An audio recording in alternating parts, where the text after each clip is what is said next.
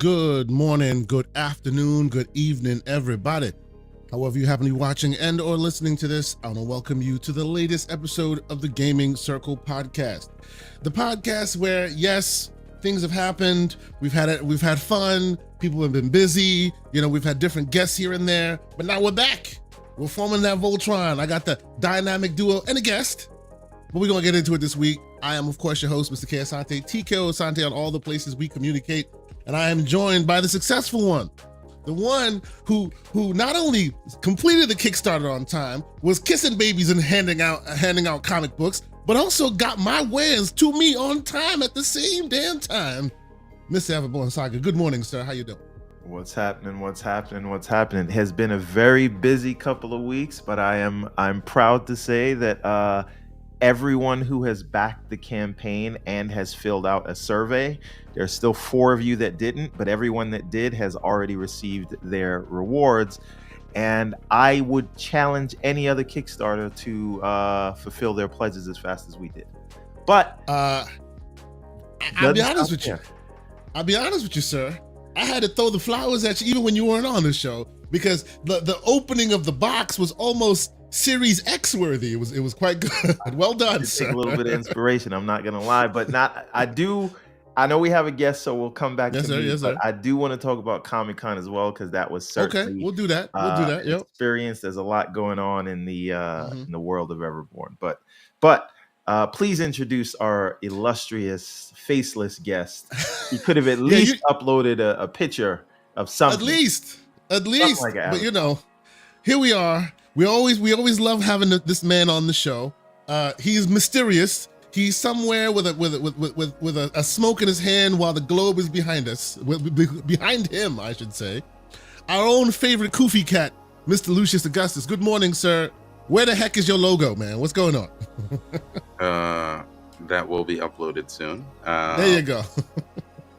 I'm doing okay. I just finished beating Metaphor Refantazio as a way to make sure that I'm ready for Dragon Age next week when that drops. Because these talk about one no life to another no life. Yeah, like these RPGs take a lot out of you. So in fact, I could have finished Metaphor earlier, because I went hard in the paint the first few days and got really far into the game. But just like everything in life, sometimes when you do it too much, it's just it's not as fun. So I had to take a few days off of Metaphor. Are you still talking about video games? I said there's pauses all over the place. He went hard in the paint. He's doing it too much. Like, calm down, man. It's not that type of morning. You guys have an interest in mind. We're talking about video games. So yeah, indeed we are. I had to take a couple days off of Metaphor, but then I jumped back in. I finished the final boss, and I have thoughts. We will get into it, sir. We will get into it. I'm happy that you are one. I think we cover the gamut. We cover the spectrum of Metaphor, because we're gonna talk about Metaphor today. We cover the gamut of it, because I finished the demo, and because of all the craziness and all the accolades and the time sink that I've heard this is, I'm kind of pumping my brakes until the dust settles a bit. I think Mr. Everborn Saga is early days into it, and you have finished it. So we're gonna have a good discussion when we get to that. But before we do, first and foremost, I have to welcome all the fine folks that are in here. I see y'all in here right now. Please hit the like button if you haven't done so already. Consider being a subscriber if you are new here. This is what we do on a Saturday morning. I see a bunch of folks on both the Twitter side and the YouTube side. Thank you guys so much for pulling up as you do every Saturday morning. But let's double back to the Mr. Everborn Saga. Sir, tell us about Comic-Con. Oh man, where to start? So we had a successful weekend. Some of you guys from the community came out to check me out there. Shout out to the Iron Lords, obviously King David, Lord Sovereign. I got to meet Attic for the first time in person. Is he as tall as he appears? Oh man, like this guy's like in another life he was a bouncer or something. Like okay. In other words, don't talk all that smack. You see him on the street. If people knew the size of Attic, they probably wouldn't talk to him the way they did. pause. But also, shout out to Starchasm. He came through. Geek Life Mike. So there was a lot of people out there. And I don't want to miss anybody's name, but it was very dope out there. The other thing is I got to make I didn't get to walk the floor like I wanted to, because I had this whole thing planned where I was going to document the whole thing. But it was super interesting. We always have lofty plans until we get there. We busy, right? Yeah. Well, I had to man the table the whole time. And what I noticed, right, is that all my other table mates, the people around me, like they had people with them, right? Yep. You had one guy that paid a cosplayer to like dress as his character and kind of bring people over to the booth. You had the people on the right of me. It was 3 of them sharing one booth. The people on the opposite side, they had people assigned to days. So there's one guy that was there all 4 days, but then who his table mate was, they came and they went. And this is also how I think people mitigate the cost, because I don't know if I can say the cost, but it's not cheap for a table there. And then we did this thing, which if there's any creators out there that are interested at tabling at an event like this, we did this thing where we printed 500 bags, right? And they were like nylon kind of woven, holds 30 pounds, because that's what you need when you go to Comic-Con, right? You buy all this stuff, you need bags. So we got the swag bag. That's right. Right. Yeah. So we were giving away free bags if we could scan your badge. We had to pay separately for a badge scanner. Again, I won't talk about the price because I don't know if ReedPop allows me to do that. But we had that, and so we would scan the badges, and then we get, like, if we scan your badge, we get your email, and then I can add you to the mailing list. Anyone that's doing like an online business, you'll know that your mailing list is the lifeblood of your store. But anyway, so that went off like exactly as planned, because people would come to the table because they heard we were giving out free bags. When they came to the table, we were able to pitch them on the comic book, tell them a little bit about the story. And I had to learn to stop giving away so much of the story in the pitch, by the way. So Everborn Saga was in effect again for his own story. But there's another thing to that, where you don't want your pitch to be too long, because then you could talk yourself out of a sale, or you could get a line and then people are like, well, they're taking too long with that person, so we move to the next one. But anyway, people would come for the bag. I scan the badge, I get the email, I tell them we'll shoot you an email when the next book comes out, so they're not getting like weird spam emails from us. Sure. But then I noticed this phenomenon of there were Everborn bags just floating around every day, and people like, where's the bag from? Right, yeah, like, there you go. It's 2039. So, and then we got to connect with a lot of like industry people, like people that do printing. I found a few potential print providers, and I'll announce this here. The next chapter of Ariel's adventure will end the first arc. And so I don't know if you've read it yet, but if you see kind of where we end the first one. Not quite yet. My daughters want to read it with me, and as such, they won't allow me to read it beforehand. And by the way, once again, salute to you, sir. This was such a presentation. Oh man, show it to him. Put him on camera. Show it to him. Let it was a thing, bro. It was. Let me see if I can we zoom, or is it still zooming in on me? Weird. Anyway, it was a whole situation with the clothes. I mean, man, well done, sir. Well done. All right. I got to meet a lot of people that had I met a person that runs a show in New Jersey. I got an invite to come and speak at a school in Brooklyn, which they just messaged me. That's beautiful. I'm going to get back to you. So that's beautiful. Like, that's great. So many connections made, so many like new fans that had no idea what we were doing. And now they're like super excited for the next thing. I see MJ Dark in the chat. Don't worry, you will not have to wait as long. I love the slander, bro. So good. For chapter 3 that you had to wait for chapter 2. We're actually, this is another thing. So we did 3 things in these last couple of months, and it is also why I haven't had a chance to do as much gaming as I would like. But we did the Kickstarter, which again, thank you everybody. Successful, fantastic.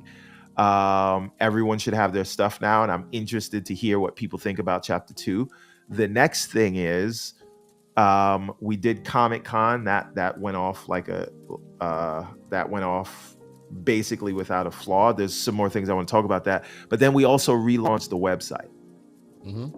And we are in full production right now on 2 books simultaneously, and normally we work on one at a time. So we're doing the new series that we're launching, The Remnant, at the end of next year. That's going to be a whole big hardcover book. And then we're doing The Redlands Chapter 2. So the other thing about the show was that I think that when we go back, I'm thinking of doing the cosplayer thing. So I'm gonna maybe reach out to some cosplayers or have the missus figure that out for me, and because it's gonna look kind of crazy if I'm just DMing cosplayers. So I'll let the missus do that. But to have them dress as the characters, bring them to the table, because it is a very difficult thing to be able to do a pitch, to do by the way, Big Bad Mo, I probably should have said this. We did, because we wanted to ship out right away, we had to only offer the shirts that we had on hand, but people that wanted other size, they just reached out to me, and like Mr. K. Asante right now, he didn't like the size that we had, so he reached out and asked for another one. So let me know if you want a bigger size. We could work something out. Anybody that wasn't cool with the size that they got, the size that we had on offer. But anyway,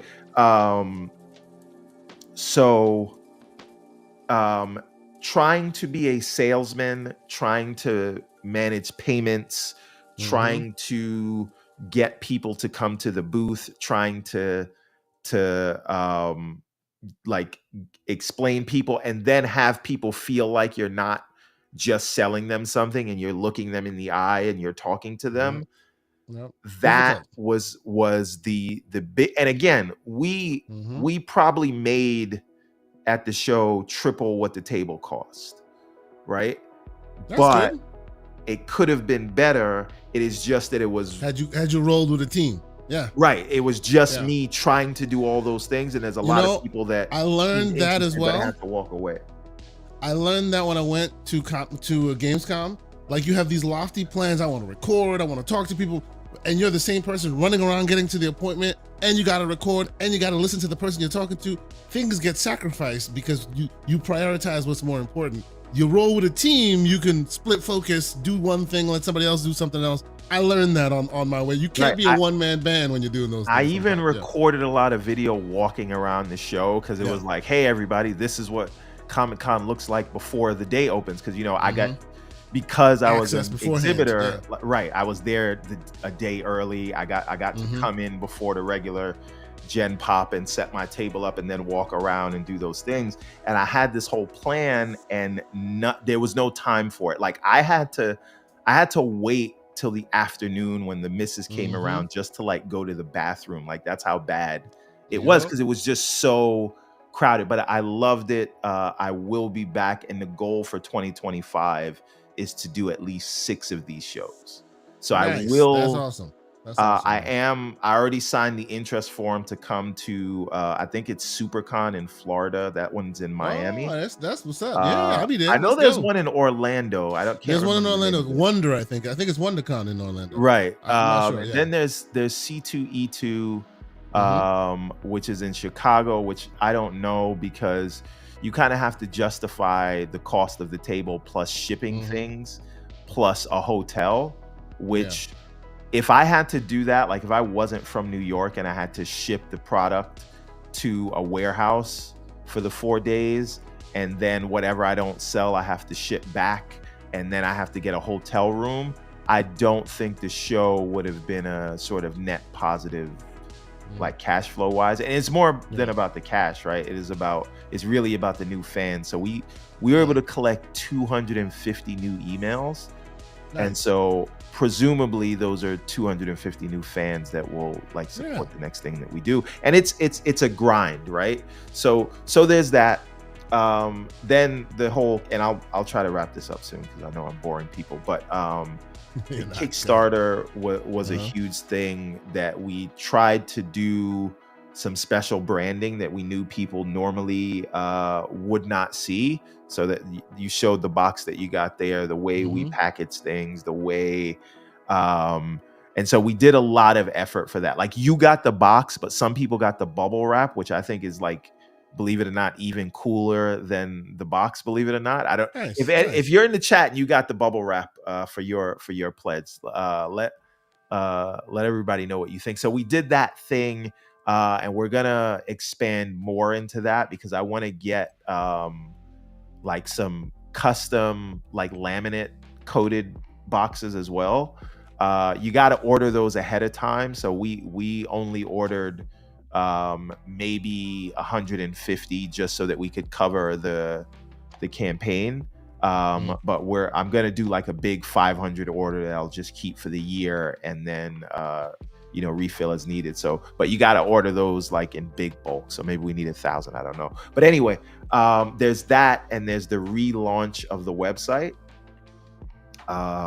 which is live right now. And we have a new winter line of clothes. So it has it has the shirt you're wearing, and there's one with also Baltimore and one with Godwin that's like the shirt you have. But there's my daughter says it looks like her. So there you go. There you go. You know what's funny about Karma? So the next book we have coming, The Remnant, the main character there, Alice Ravenwood, her likeness is based off of Lady Everborn. But yes, of course, I remember. Now she hasn't read this book yet, right? The Remnant, but she has read the Redlands. So now she's more of a fan of Karma than her own character. And I'm like, so she wants to now dress as Karma in the next show. I'm like, nice. You got a whole ass character, and Karma's just the one everybody likes. But yeah, like go to everbornsaga.com right now, at least to see the site and all the work we put in there. But there is, like, if you missed the Kickstarter, you can get Ariel's Adventure Chapter 2 right now because that's live. Because as I said, I wanted to make sure we shipped everybody's orders first. And we still have some of the limited variant covers that we didn't sell at Comic-Con. So if you want to get those, you have a little bit of time. Yes, that one. By the way, everyone loved that cover, by the way, the one you're showing right there with Baltimore. I'm starting to wonder if that should have been the main cover. It's too late now.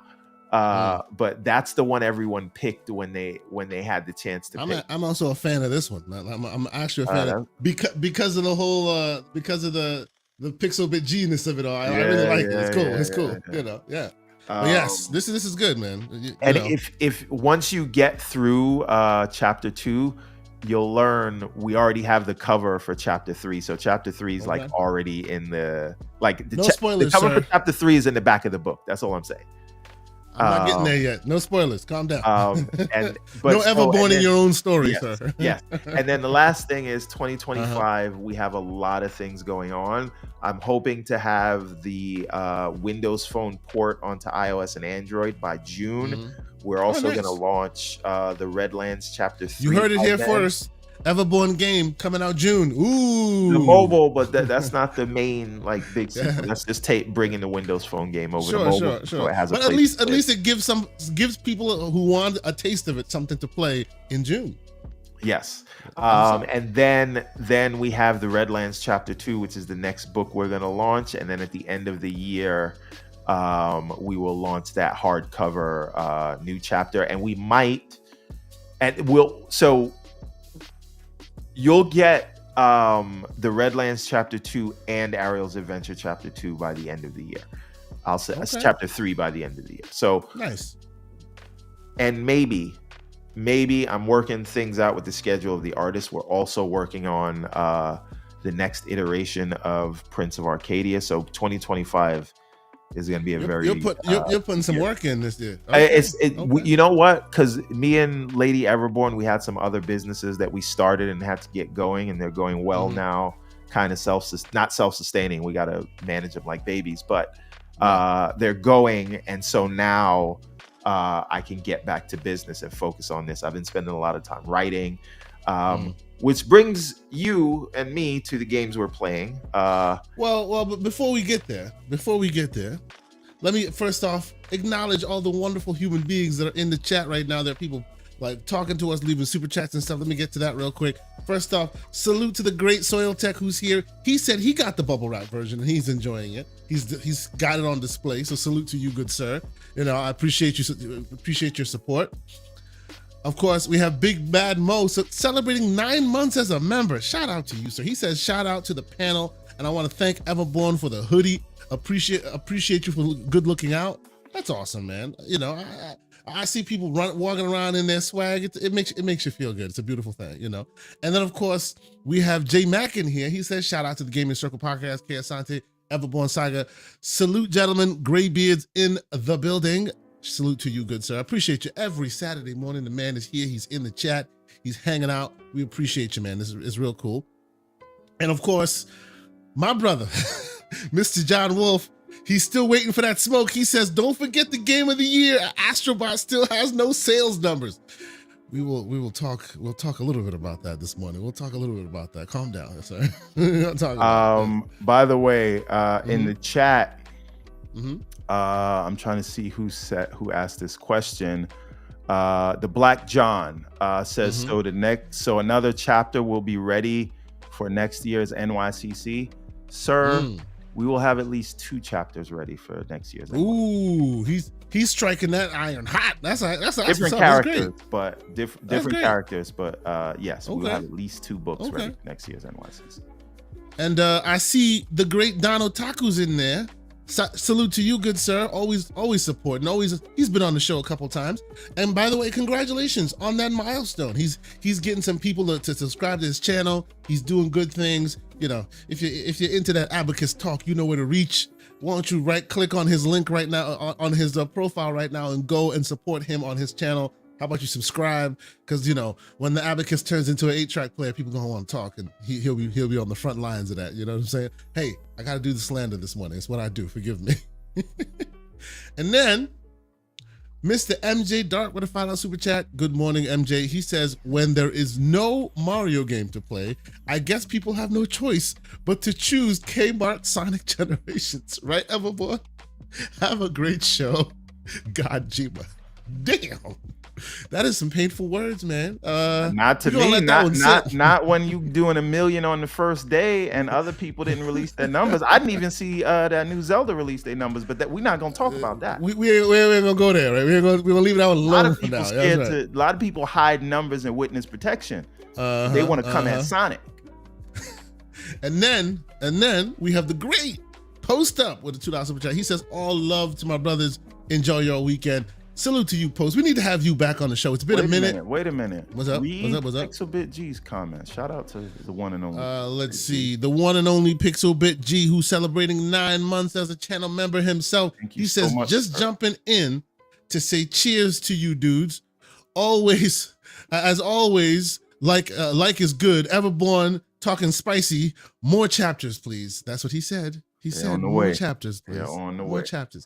And he's on the cover, so you know, he has the ability to be like, hey man, I need my likeness to be represented more positively. I feel you, man. And actually, Michelle Alexander with a $5 super chat. And she just decided to leave his $5 super chat. That's it. Nothing to say, but we appreciate you. Thank you so much for the support. Thank you so much for being here. So, let's say, before we get into all the craziness, Lucious, we're gonna have you start this because, you know, You're our guest here this week, sir. Is there anything you want to talk about before we get into the metaphorness of it all? Any other games that are on your radar this week? Gentlemen, I think that I have joined the olds. I have to take my hat and just pack it up because I am actually stuck somewhere in Call of Duty right now. Call of Duty Black Ops 6, playing that on Game Pass. There you Very go. much enjoying the campaign. It is incredible. It's an incredible, fun campaign. What they did in Modern Warfare 3 with kind of like the open world section, they took the lessons learned from that. They saw how people negatively reacted to that, X, Y, and Z. They made a much smaller version of that and kind of in the middle of the game where you can kind of explore more. It's very fun. But it's because it's contained, you don't spend too much time on it, even if you do everything on the map, right? The gunplay is great, the action is bombastic, all of that's fantastic. I then get to the section of the game where it's essentially just zombies, right? And they're introducing you to some of the mechanics inside of zombies. I've never been a zombies player, right? I've always stayed away from that, and zombies is very, very different from your typical Call of Duty. You have to kind of play differently, and I am getting clapped. It is an unfortunate situation, and I just don't know if I'm just bad or I have no idea, but I am struggling on that part specifically. And I was playing the entire game on normal, so it wasn't like it should have been incredibly difficult or anything. And so I'm, I swallow my pride. I drop it down to easy. I still can't get past the zombie section. So if I ever want to complete this campaign, my only option is to start playing zombies, get good at zombies, and then come back to the campaign now that I have all the knowledge on how to play zombies, and then just clear that part of the mission. And if it was just like, oh, this is like a 10-minute section. No, it's like an hour-long section. Mr. John Wolf is telling you to get a fly digi and get good. A fly digi isn't going to help you when it comes to resource management and all the other aspects that you need to understand about zombies to get past this section, right? Like, I'm just not playing the game in the way that you should be playing zombies, and because of that, I am just getting clapped. So that's really unfortunate. Maybe post, some an update post release, they make it so that way. Like, I feel like even when you're playing on easy in that section, it's the difficulty doesn't decrease really, and the amount of damage that you're doing doesn't, because if you've ever played around with difficulty scaling on games, when you drop it on easy, it's almost like they want you to win. Right. Of course. It's almost like they're just like, hey, like we just kind of want you to get past everything, so whatever. This is not like that, so I don't know if they just didn't scale it properly, so that way, like, even on easy, it's not, the damage isn't scaling properly. I'm not sure. But yeah, I mean, so to your point real quick, and this is my footage, by the way, because I've been playing the campaign as well. To your point about them scaling it not properly, I know you played this on Xbox. Have you noticed any weirdness in that? Because beyond scaling, I've seen some, specifically with water, I've seen some weird bugs, like it jitters and stuff, at least on PC anyway. And you might see it on this as well. It's even though it plays well and I've been able to play it and it's decent, I'm getting the feeling that there's some bugs, that there's some patches incoming. What are your thoughts? At least on Xbox, I didn't notice anything particularly bad when it comes to any of the water or anything. That could be a PC specific problem. And the only things that I noticed were some of the shimmering that you get with like FSR.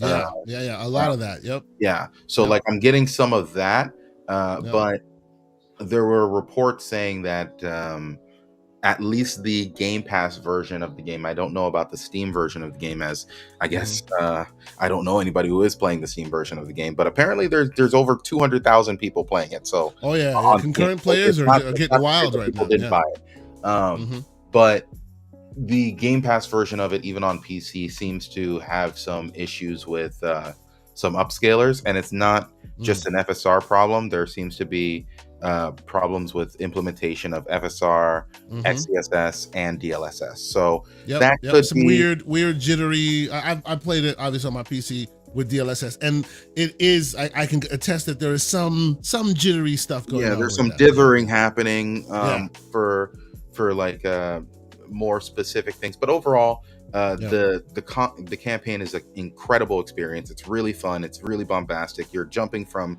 things to things. I as a person who does not enjoy zombies as much, this section is really making me not like this as much, because I've enjoyed the game so far, and I want to complete the campaign because the story is so interesting. But I don't know. I don't know how much I'm willing to bang my head against the wall to try to learn a game mode that I never am going to like. I'm not a zombies person. I don't want to touch zombies. That's great for people who love it.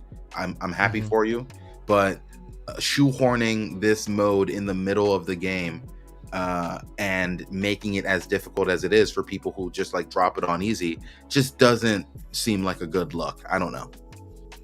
Okay.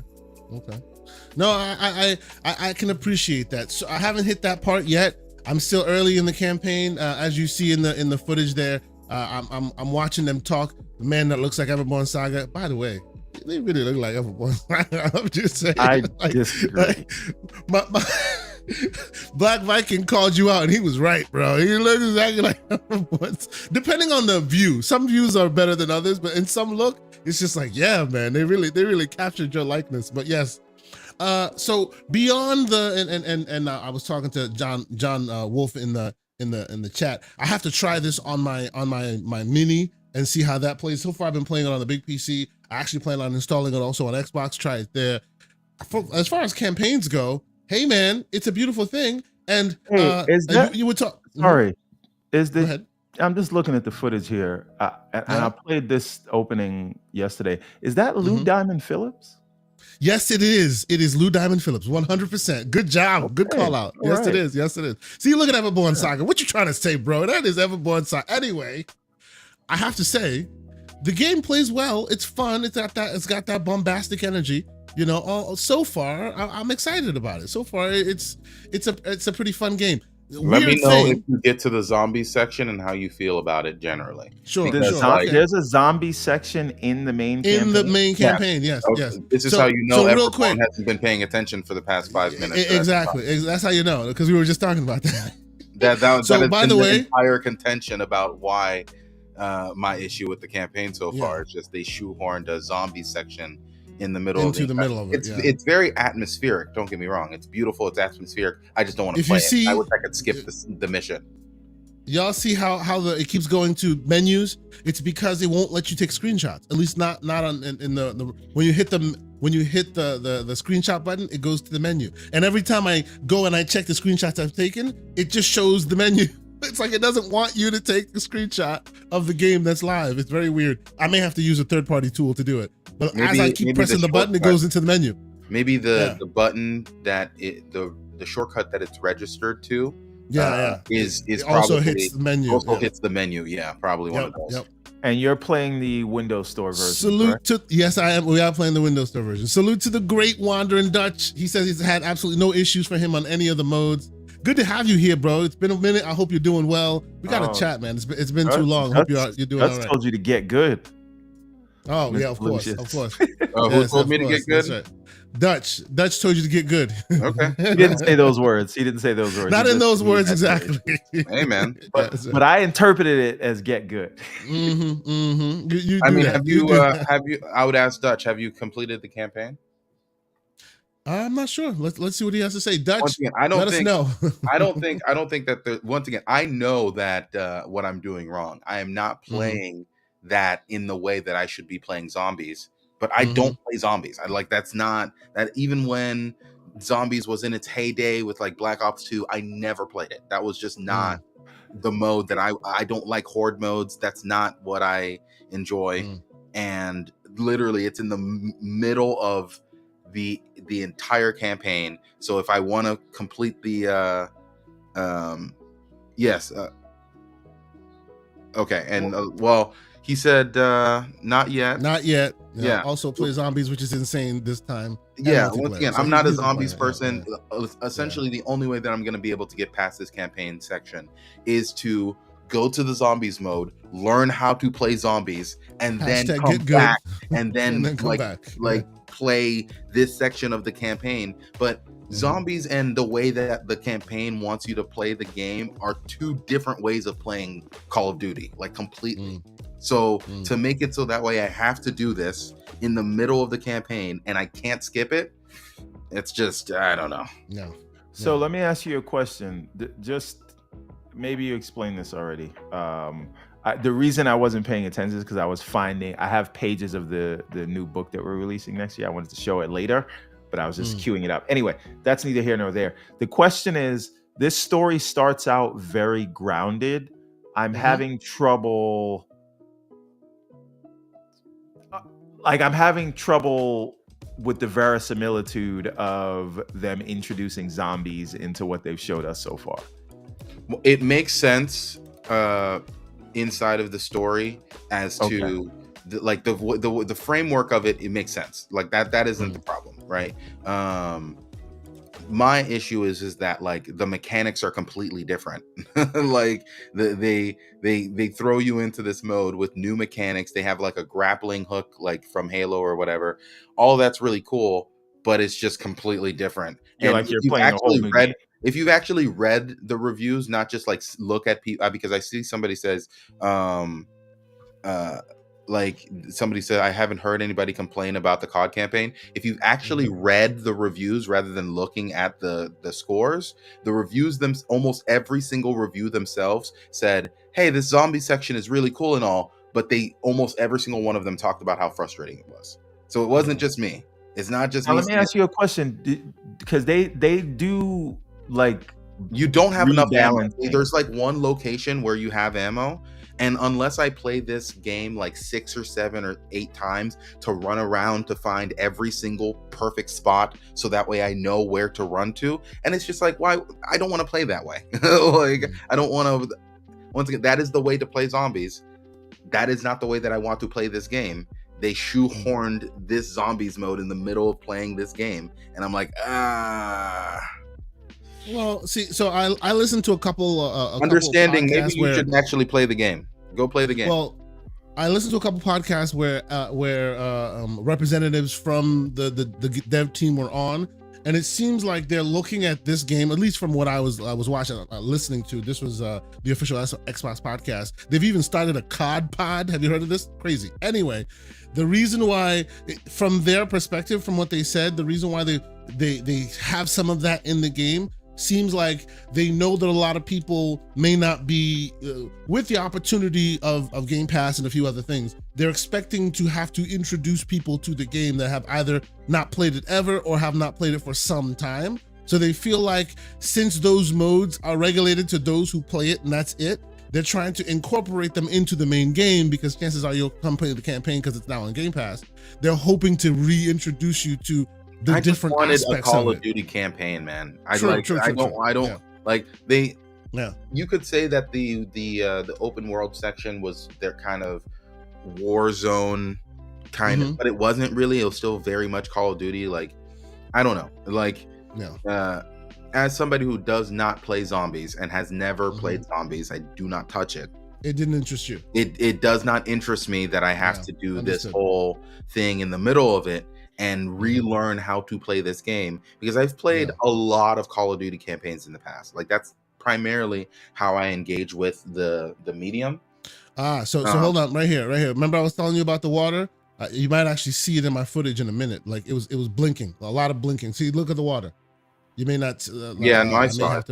I saw it. Yeah, there's a lot of blinking in the water. Yeah, I never saw that. Weird. I never saw that on Xbox. I wonder what this experience is going to be for me, because I have not played a COD there you go, look. campaign or multiplayer in ages. Yeah, this is my first COD campaign in maybe 10 years, maybe 8. Which is why I think they're doing what they're doing as far as introducing zombies and putting all that stuff in the campaign. They're trying to reintroduce those lapsed players back into the fold and saying, hey, these are pieces of the other modes. If you're interested, then it'll entice you into actually going into those modes. I think that's why they're putting those, they're kind of quote unquote shoehorning them in, you know? I completely understand that. I just, if you're going to introduce those modes, just like, I don't know, make it a little easier or something. How different is this from when the flood attack in Halo? It's not that much different, but at least in Halo, I feel more powerful. There's like a shield. I can run away, so that way my shield comes back up, that sort of thing.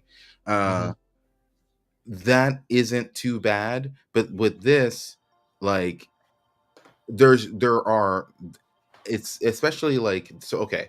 So to explain the section, there's kind of like a large boss, and then there will be like a couple zombies here or there, right? And as you do damage to the boss, he'll do this thing where he disappears, and then you have to like kind of survive the zombies trying to kill you, right? And at the very end stage, when the boss is pretty much dead, like 100 zombies show up out of nowhere, and I have no ammo by that time. So I have I have no ammo. I have no idea where to get ammo.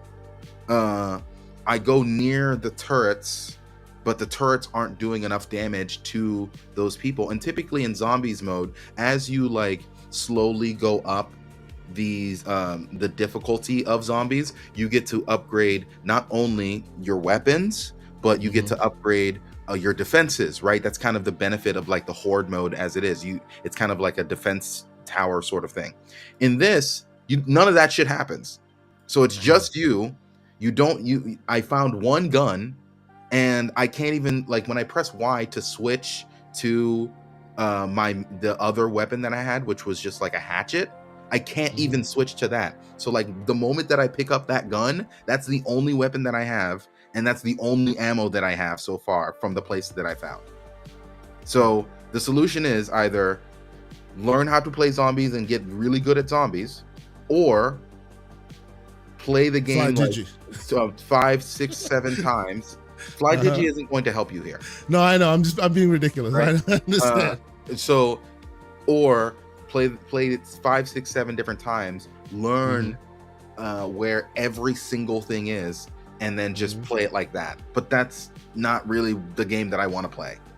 No, I understand. You know, the game that I wanted to play was a Michael Bay simulator, a Michael Bay movie. Which it kind of is still. It kind of is. It just has a bit more complexity. How about you get to that zombie section and come back to me? Sure. So two things I'll say. One, I wonder if this is like launch day balancing issues. That's what I was asking. In an update, they'll just add more ammo when they see people are struggling with this piece, because we've seen that before, right? Where they have and then I'll jump back in. But like until then, I don't see it as a good time.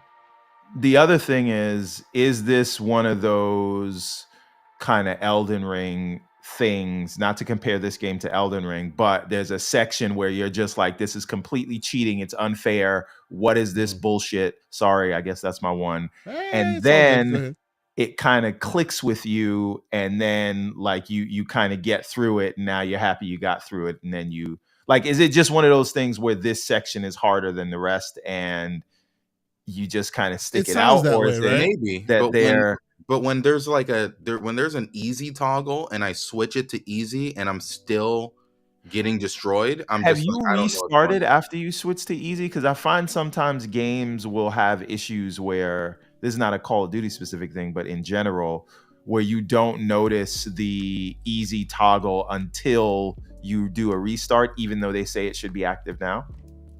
Have you tried to like start the game, go into menu? I have not restarted since doing that. So I could try it again with setting it to easy and then starting the entire mission all over. maybe that would help me. But yeah. Ooh, They are not. They're not. They are not giving you easy, man. They're telling you it's a problem between the controller and the seat right now.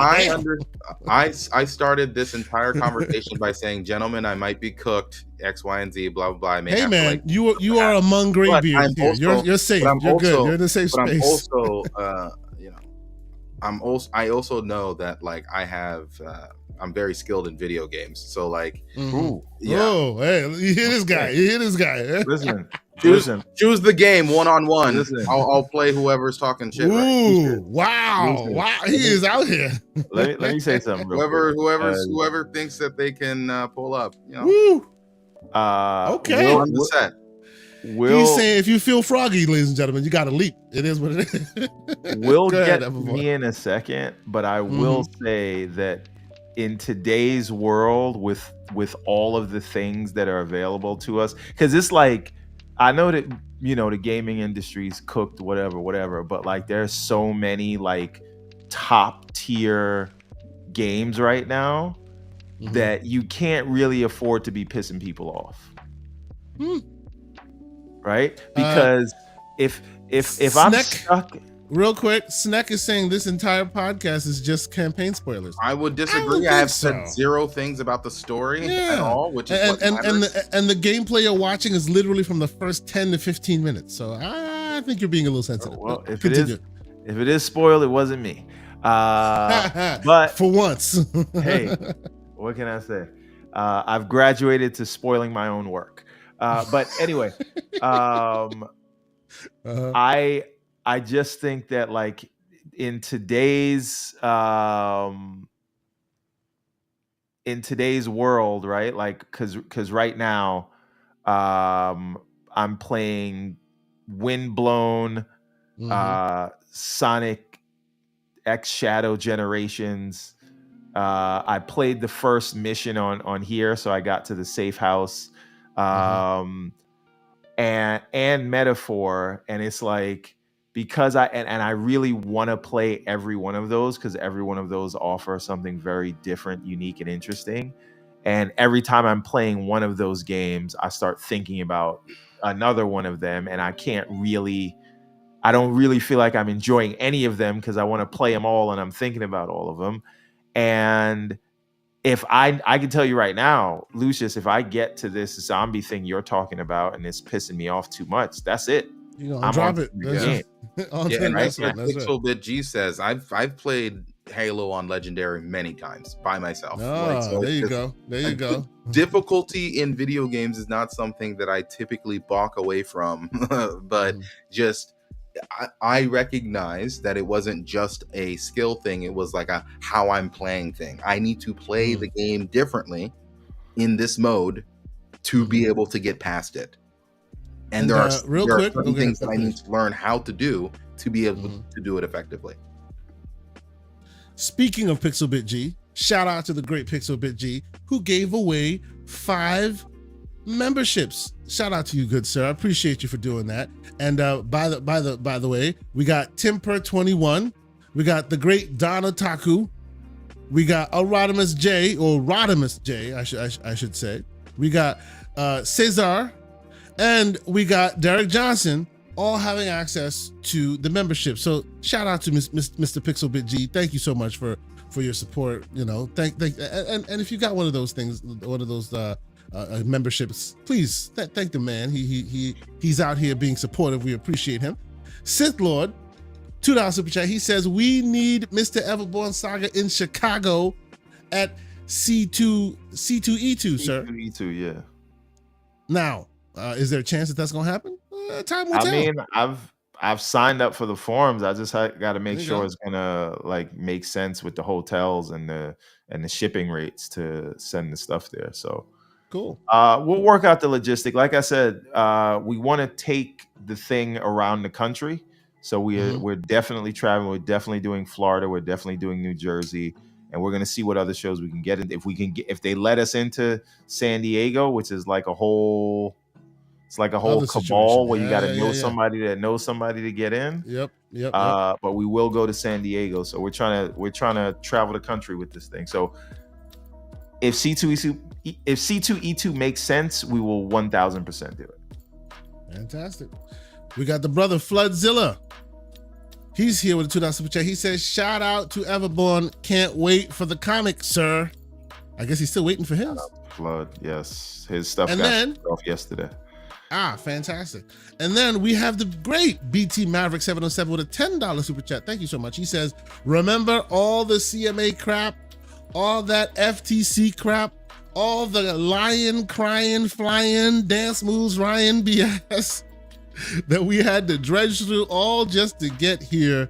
Isn't it sweet, boys? Day one in Game Pass, it's finally here. Shout out to you, sir. He's taking a sigh of relief. He's breathing right now. He's like, yeah, here we are. All right. Shout out to you. And of course, great Aaron. Aaron's in the spot. He says, good morning, good afternoon, good morning, gentlemen. Damn, it's been a while. I hope y'all are doing fine, growing your success across all your ventures in life. Thank you, sir. Appreciate you. Great human being Aaron is. You know, it's always good to chat with you, sir. Thank you for being here. Thank you for your support. So, okay. One thing. Yeah. One thing. Pixelbit G in the chat says he feels like Infinite was harder than other Halos on Legendary. Maybe his age. Okay. You know what? I think you are right, because Infinite might be the only Halo that I have not done on Legendary. In the later levels, like Legendary is painful. Like in the beginning, not earlier so much, levels, when that dude starts chasing you, you know, the one where you got to kind of run around, the circle. Yes. Like, that was rough. I gave up trying to do it on Legendary after that one. So, but again, I am getting older, so it could. Yeah, it could be the hand-eye coordination. It could be that. I still think that Halo 2 is probably the most insane Halo regarding that, but that's only because like those Halo 2 snipers were ridiculous. They were no joke. Those were. I do recall. But outside of that, yeah, I think Infinite was probably the hardest one. All right. So I will refrain from further COD talk. I think we've put some out there. We're going to talk a bit more about it in the news section about some of the how it's being received and all that. But we'll table some of our thoughts on it further. I'll play some more of it. We'll probably have more COD talk on the show in future. Everborn, I'm sure as you're getting into it as well, we will revisit it. I want us to get into metaphor chat before we get to some of the news stories. But before we do, let me quickly diverge us and let me talk a bit about a game that I have been playing as well. I've been playing this for some time, and as y'all know me, I tend to have my game that I play, the big game that I'm playing, and obviously COD is the big game that everybody's playing right now. But I also always tend to have like a small little game that I enjoy from time to time in the background that I'm like, hey, whenever I need a bit of a palate cleanser, if you will, this is my go-to. And I've been playing this for some weeks now. I think I even shared it on one of the shows sometime, but I must give it its full due here. I did receive a code for it. I received the code via Keymailer from Retroware, and the game I'm talking about is the game with the most pause-worthy title out there. It's a game called IronMeat. Yes, right, ladies and gentlemen, it is called IronMeat. And every time I say it, I feel like somebody's behind me going, pause. But anyway, what is IronMeat? I don't know if you've seen this, Everborn. It is literally. I have it. You have not. The tagline of IronMeat is a run and gun arcade shooter. It's a post-apocalyptic world where you're running around and there's this organism called meat that is able to co-opt both organic and inorganic matter, so metal and humans, and it's like morphing them into this weird cacophony of monsters and stuff like that. But long story short, elevated pitch, it is a Contra-like. And I say that in the best way possible. We know our audience here. Chances are you've played Contra before. This is a Contra-like in the best way possible. As you can see, it's a side scroller. You go from left to right. You're paying attention to all the various patterns and the monsters that are coming at you, and the type of weapons they're holding, and how they shoot. And you got to shoot the top, you got to shoot the bottom, you got to, that stuff. There's constantly new power-ups coming for you, provided that you're able to bypass all the various bullets that coming at your head. It is super fun. I'll be honest, at first I was like, it's a Contra, like, it's cute. But I find myself playing this far more than I expected myself to play it. I'm the kind of kid back in the day that used to play a lot of Contra. So, and let's not even mix words about it. There are many Contra likes in this environment these days, but I think this is one of the better ones. I really, really enjoyed it. I find myself using this as a palate cleanser and going, I'll play a few minutes of this while I'm out and about or whatever, right? And then I end up playing it for like 3-4 hours and just kind of keep going up. I've really been enjoying my time with it. Lots of different characters. I love the various power-ups. One of the guys kind of looks like the Master Chief. I don't know if they did that, if that was just a coincidence or on purpose, but it really kind of looks like the Master Chief when I'm playing this. So sometimes I like to use that character.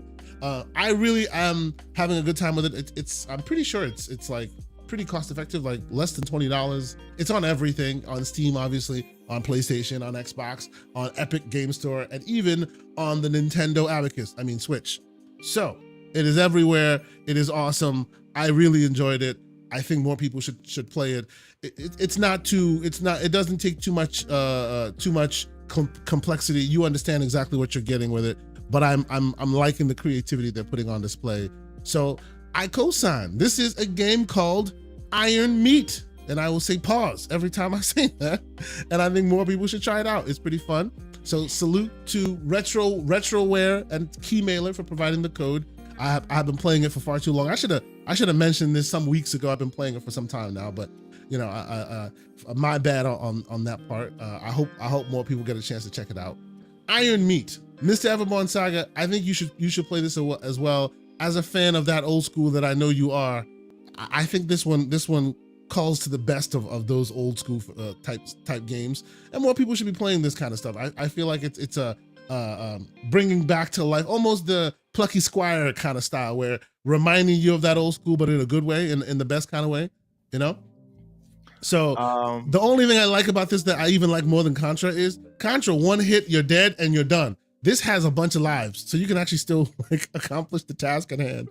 You don't have to restart your game every time you die. Yeah, you were gonna say, Everborn. No. I got a bunch of stuff like this to talk about whenever we get to me, because there's another 2 games.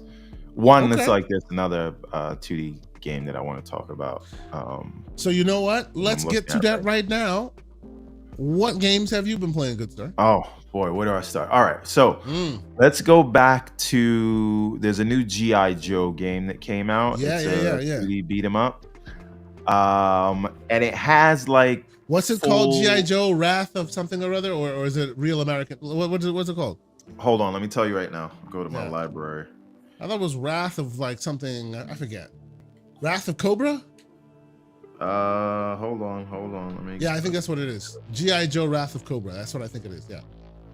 Okay. 2D side, the 2D almost.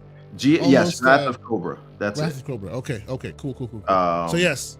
So been playing that. Let's just say it is no Shredder's Revenge. Oh, that is sadness, sir. Sadness. Yeah, it's just, and I love what they're doing. It's very Saturday morning cartoony, but like the combo system just feels a little bit too basic. Like I love the art style, like I love but like it just feels like it needed a little bit more time in the oven. And they're doing like these cheesy animations, but they really work, right? Okay. Like the animations are super cheesy, but they feel like cheap 80s, like a cheap 80s cartoon. So that's basically what you're saying is that they did that on purpose and it's working. Yes. Yes, is that in a so bad the way? animations work. Okay. The graphics for what it's trying to do and what it's trying to evoke works, but it just it doesn't have that what the French call a certain I don't know what. Je Right? ne sais quoi. Yes. So like I wish it was better, but it's not. But I think it's like super cheap because I don't remember paying. I remember It paying looks less fun. than $10 for it. But it's not.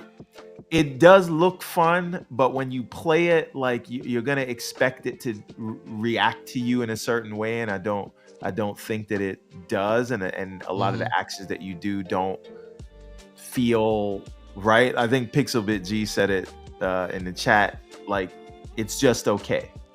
It's not okay. It's not touching. It's not excellent. Touching greatness. Now again, John Wolf in the chat says, "Is it worth it?" And I will say, if you can get it for under $10, yes. I would not pay more than $10 for this game. Okay. Now, if it was like a Streets of Rage 4 or Shredder's Revenge, I would pay $20, $30 for that. This, I'm saying, I would not pay more than $10 for, because it's fun to play for a few minutes. So then there's that. Then Night Slashers remake.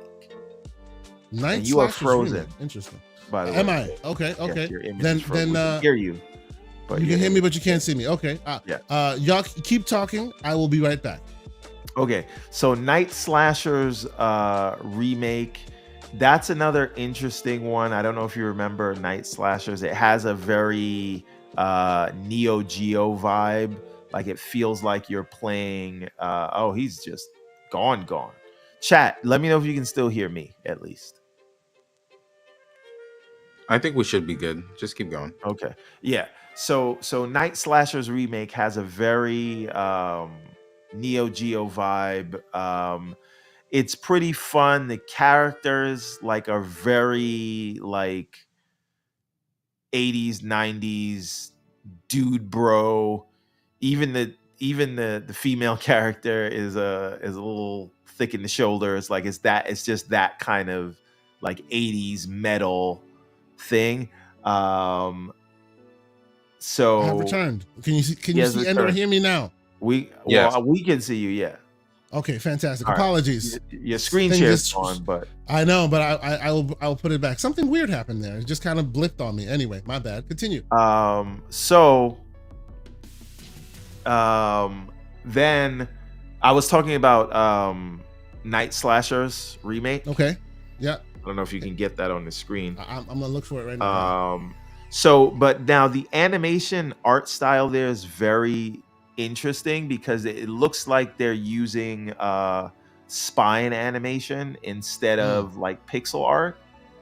And so I don't know how to feel about it as a remake. Wow. Hold up. Let me. I just saw this thing. Let me put this thing on the screen. Graphically, it looks beautiful. Like it's not bad.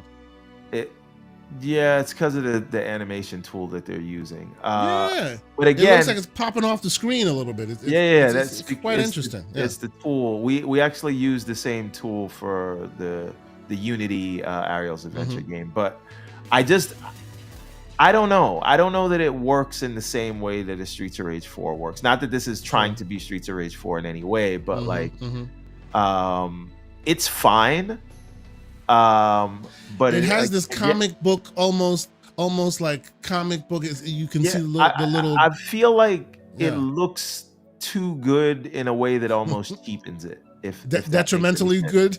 Yeah, too good. It's like Uncanny Valley for like 2D animation. But again, if you're into this kind of game, which I am, again, okay. What's up? No, I thought you were frozen again because your video stream is chopping up. Are we having issues? Apologies. Okay. Yeah. Look up spine and like a lot of games use this stuff. It is a way to I don't know if you remember like Flash animation back in the day. Yeah, of course. It's Macromedia Flash. Yeah. Right. So it's a newer version of that runs real time. So you don't actually have to make a sprite sheet. You just set up your bones, you attach images to the bones, which are the body parts, and then you lock your keyframes, and then software in real time will move the bones, which have images attached to them, which are body parts. It'll move it to the keyframes. And you can change a different image for a different keyframe, so it gives you the look of an animation. So when you see his arm and legs move back and forth, they're actually moving back and forth. Interesting. It's a very interesting way of doing things without, and it's very like lightweight as well. So like you don't have to take up as many textures as you would with a standard sprite sheet animation, and you can do a lot of interesting things that you would have. It makes things faster, but it also can give you a 3D effect. Like you can make things like bulge and grow and shake and have different effects on them. Hey yo, relax. So that's what they're using here. But to me, there's just something special about using sprite sheets and hand-drawn animation that you don't really have here. So again, you do get that 3D effect even though it's 2D, and that's just because of the spine software. But again, it is going to give you Neo Geo vibes, and it is, I would say, a little bit more fun than the what do you call it game, the G.I. Joe game we just talked about, but still it's not touching greatness, right? Like if good. The other one was good. a 6, this would, or 6.5, this would be a 7, 7.5. Okay. Good, not great. Next thing. Remember, I think we saw this at an Xbox showcase, but it was a game called Windblown. Yes. This one is very interesting because it's on sale right now for $20 in early access. After November 5th, I think it goes up to 25. So I played this one also. It's very interesting. I did not realize it was a roguelike until I actually got into it. But when you watch the fully animated trailer, you should realize that. Art style, beautiful, beautiful, beautiful. It's like this mixture of traditional 3D and cell shading that really works. Yeah. I think the combat works very colorful. well. Beautifully colorful. Yeah. Like you feel the hits. You feel the combat loop is great. One thing that I still am not used to is that dash, because it serves as a jump, and it kind of auto places you on the whatever platform in the direction you're going. So like you're not aiming to jump, you just face your character in a direction and press the jump, and they'll automatically go to the nearest platform, and that doubles as your dash as well. And to me, like, it works. That's cool. Like, you know, when you see when you go behind something, it gives you a huge bump. That's pretty cool. I like that. That's a cool idea. Yeah. But again, I don't know how I feel about that dash. It is very weird. I wish I could just kind of jump around, but they don't let you do that. And again, the combat feels very good, and just with the art style and the way power-ups work and things like that, to me, this is doing more of what I wanted from Towerborn. Again, two very different kinds of games. It does have a Towerborn kind of energy to it. Yes, it does. I can see it. Yeah. This seems like it's multiplayer. I didn't see any options to go multiplayer, but it does seem like it would work well on a multiplayer. But again, it is the world also feels randomly generated. In a bad way or a good way? No. In a good way. I think it works. Again, I like all the power-ups. It is a roguelike through and through. Wow. Don Otaku's in the chat with some hyperball. He says Windblown may surpass Hades for me. Listen. That is some big shoes, might not bro. be wrong, because this is early access. If they just tweak a few slight things, like the way getting back into the game after dying doesn't feel like you lost anything in a way that I do feel that way in Hades, and I know Hades did it better than a lot of other games like a Returnal. Have you played or whatever. Hades 2, by the way? I bought it. I have not played it yet. You should try it. It's more of the same, but they've done a lot of tweaking to that formula. You might like that one better than the first, but yeah, continue. It's on my list to check out, but like I like the way they offer you these different power-ups, and then you can get the memory so you can pick which. Again, this is typical roguelite stuff, but like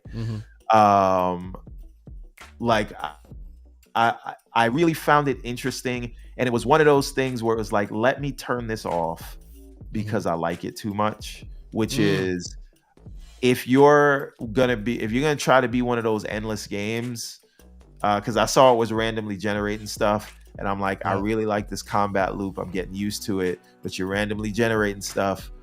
You want me to play this forever, don't you? And I don't have time for that.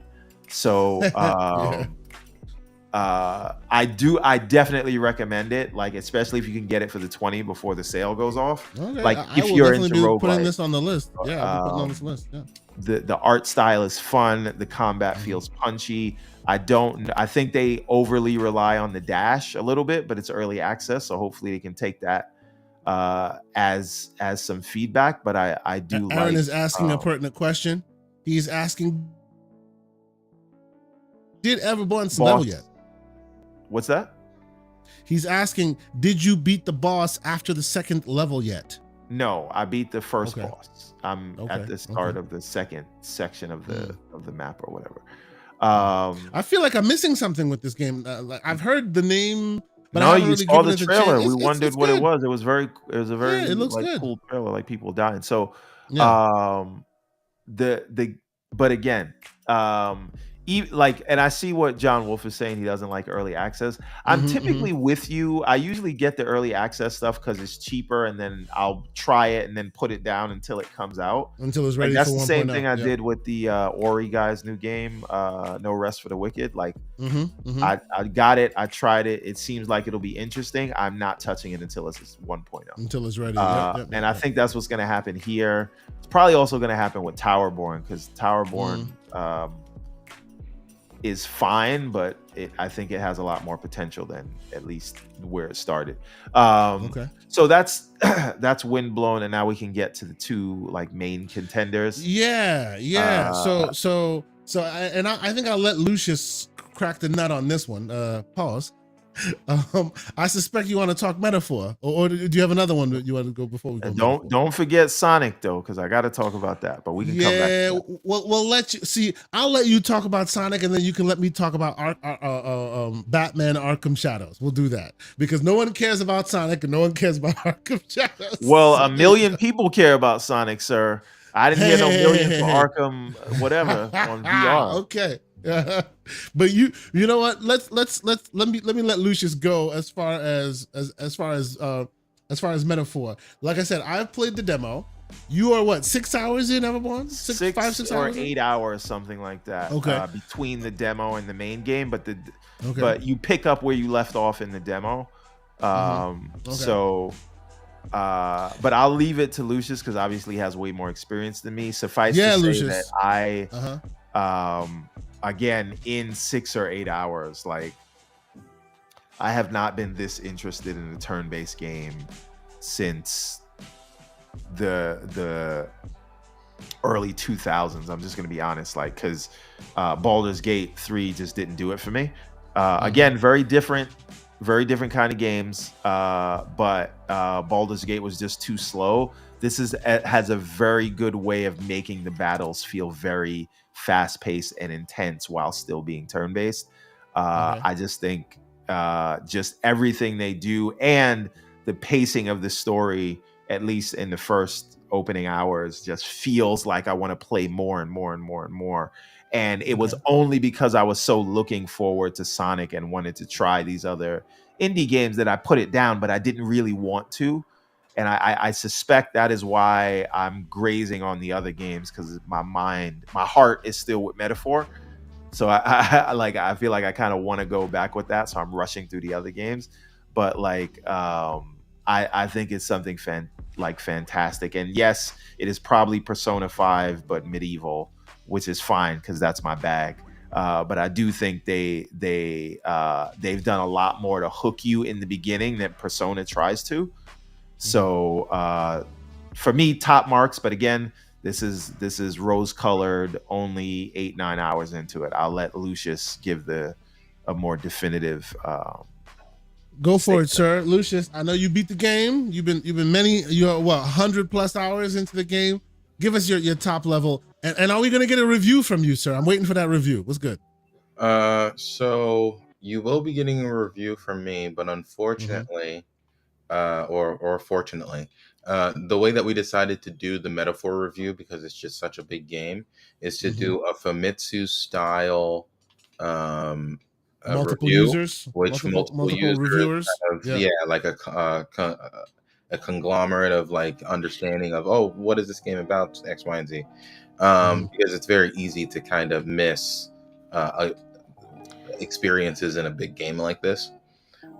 So I was about 110 hours in when I beat the game. You can get most of the achievements within the first playthrough. However, there is and you played it on Xbox? Yes, and I played it on Xbox primarily. I also switched every now and then to my GPD Win Mini, so I could play on the handheld. And how well does it play on that, by the way? It depends. In cities, it can be a little rough, but you're not really doing much in cities outside of running around. And in dungeons, it tends to be pretty fine. It's somewhere between 45 to 60 frames per second inside of the dungeons, I find, and that's when I'm running it at 18 watts. So if you're running this at like 25 watts or something like that, you'd probably get like around 60 FPS inside of the dungeons, which is where it really matters. There's so much that I want to talk about this game, but I don't want to accidentally reveal anything. So from a 30,000 foot view, this is a story about prejudice, racism, systematic oppression, and how people who grow up in a society like that, what their minds come to conclusions. Like it's very easy to believe that certain people are destined to be in power when they've always been in power, right? And it's very easy to think that certain people are just naturally good at that one thing, in comparison to a cultural thing that emphasizes a studying of that thing, so that way it just happens that everybody who comes from that culture happens to be good at that thing. But it's just a cultural thing, and where people learn and thrive to try to get something. The story emulates a lot of things that we have inside of our real life, and it does an incredibly good job at describing a lot of those things, exploring those ideas without ham-fistingly delivering it to the audience. Let me ask you a question.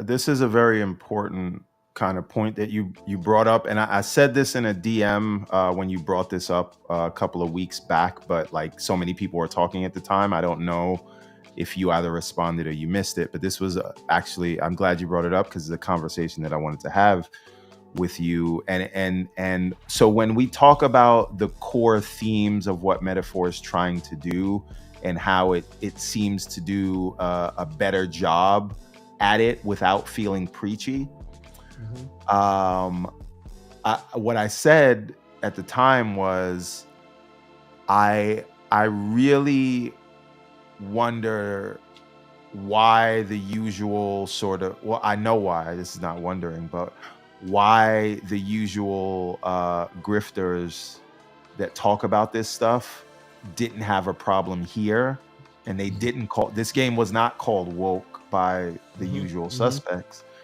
And even though it tackled this subject matter, and I've heard a lot that even when it was brought up, why don't you bring this up? And they say this is done the right way.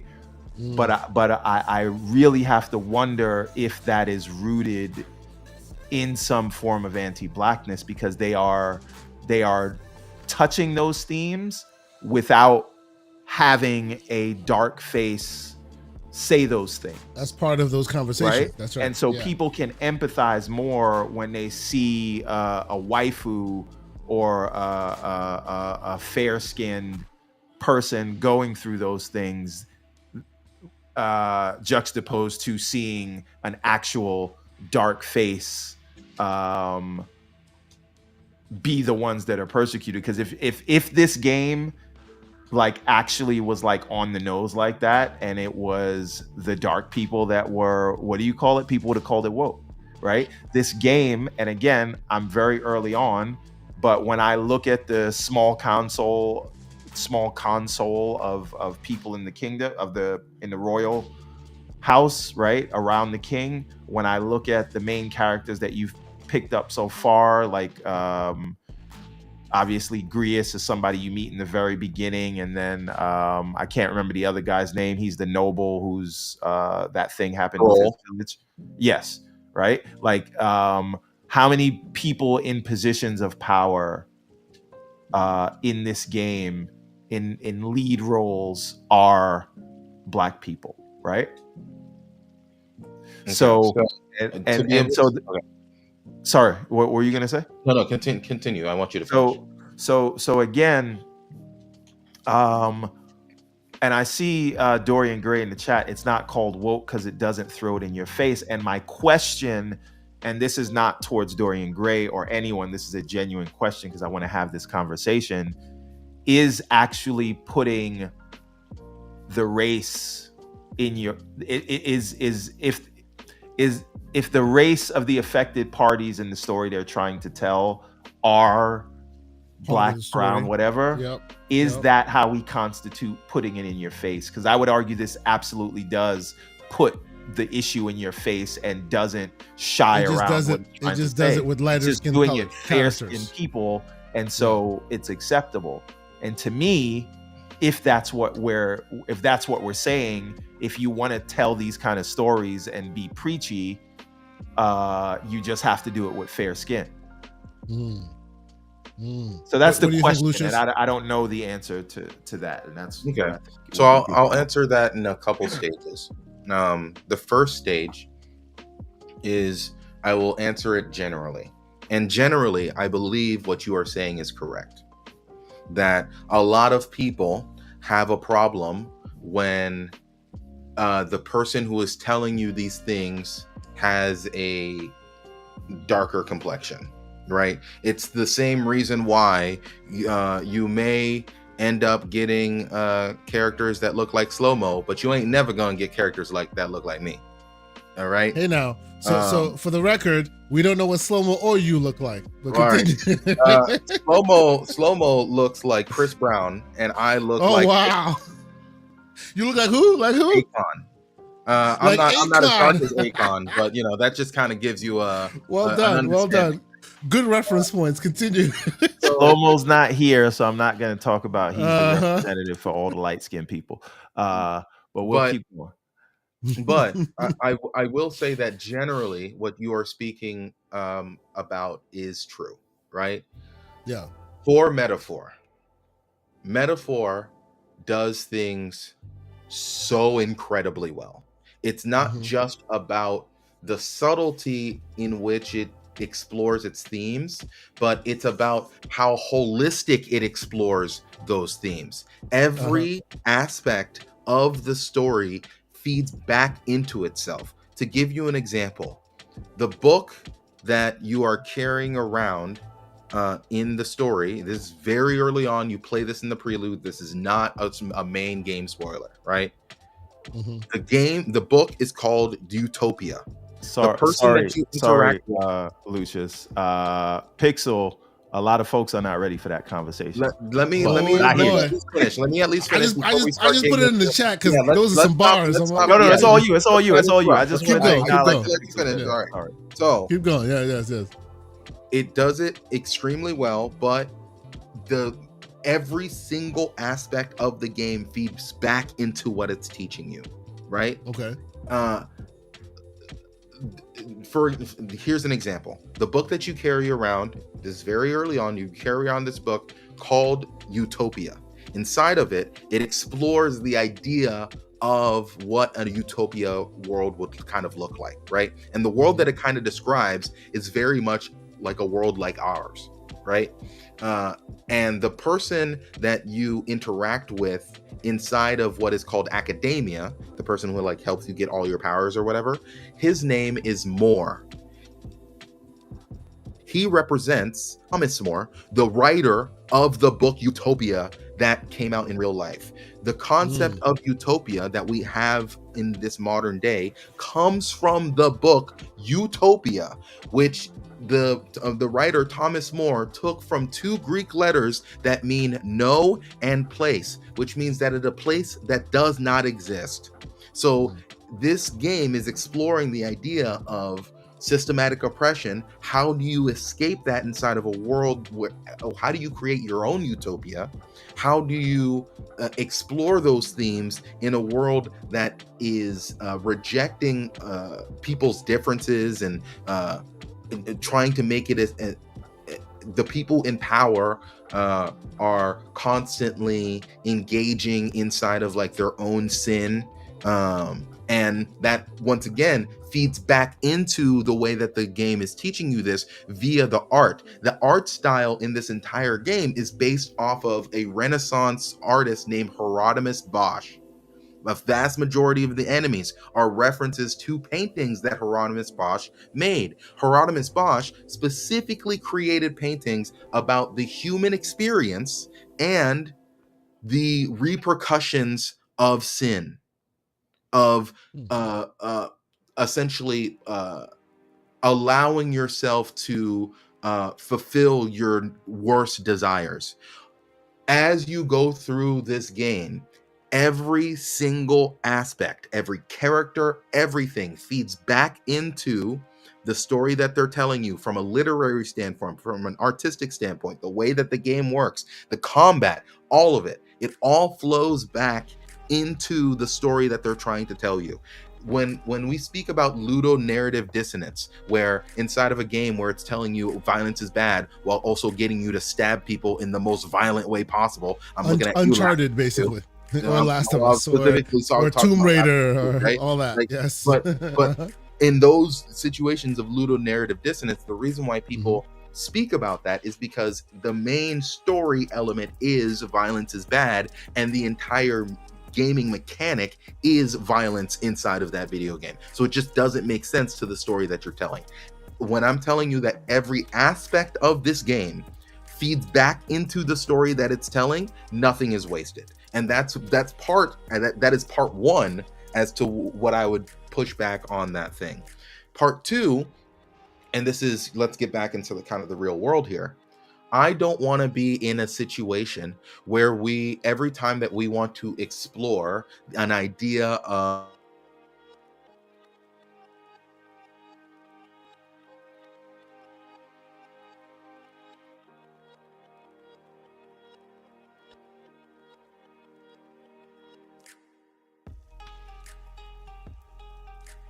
yep, always as the oppressed.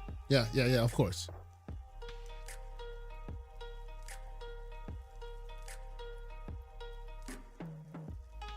Man, I'm sorry. Paris is having a whole different conversation, man. Damn.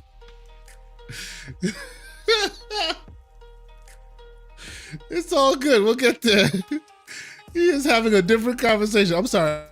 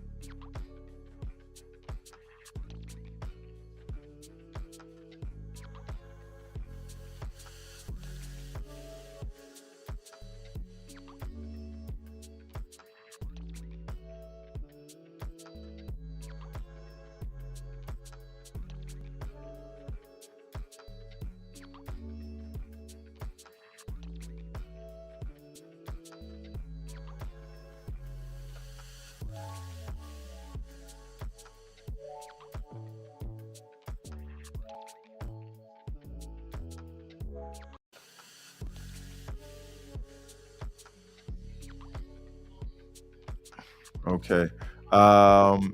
Can you check the YouTube stream, like see if what you see there?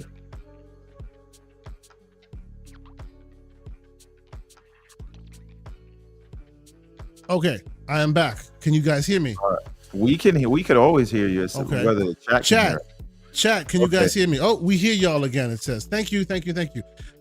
We may have to go back to StreamYard, man. There might be a problem. All right. Wait continue. a minute. Lucious, Yeah. can you say something?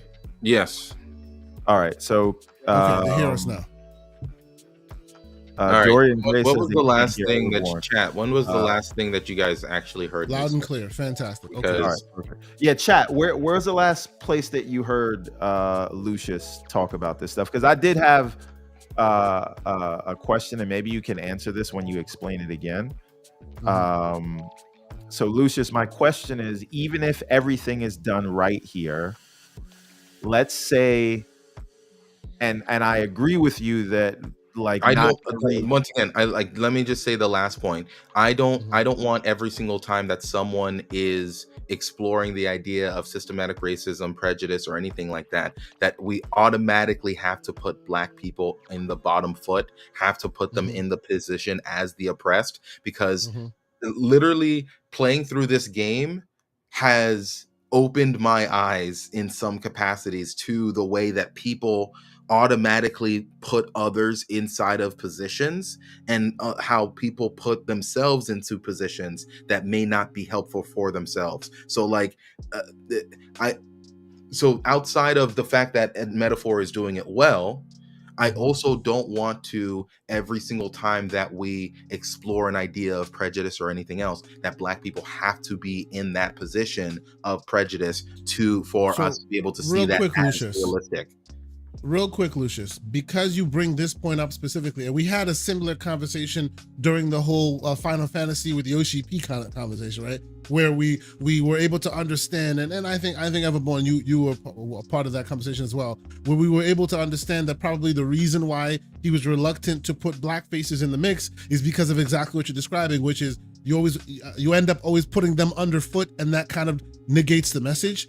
Like, is there a world where those faces could have just been peppered through the character roster, and not necessarily like, regulate them to either the oppressed or the oppressors, just kind of a multicultural society? Would that ruin the message? I guess I think this is where the trap kind of falls in, because the moment that you're just like, oh well, I don't want to like not include certain people or whatever, I want to get the best actors and however they look like, yada yada. I think that the issue then becomes what show you're doing. Like, for example, I love House of Dragons, that has plenty of Black people throughout different exactly like that. That's right? Like that. Yes, just a mix. Yeah. And I would also say I really like, despite how slow of a pace that it is, I do enjoy Rings of Power, or at least the first season, and I'm only like maybe one episode or two into the second. I'm a few episodes in on the second. Yeah, it's still pretty good. I like it. Yeah. But one of the biggest problems that people push back on those things is because, oh, those are quote unquote medieval times, whatever, and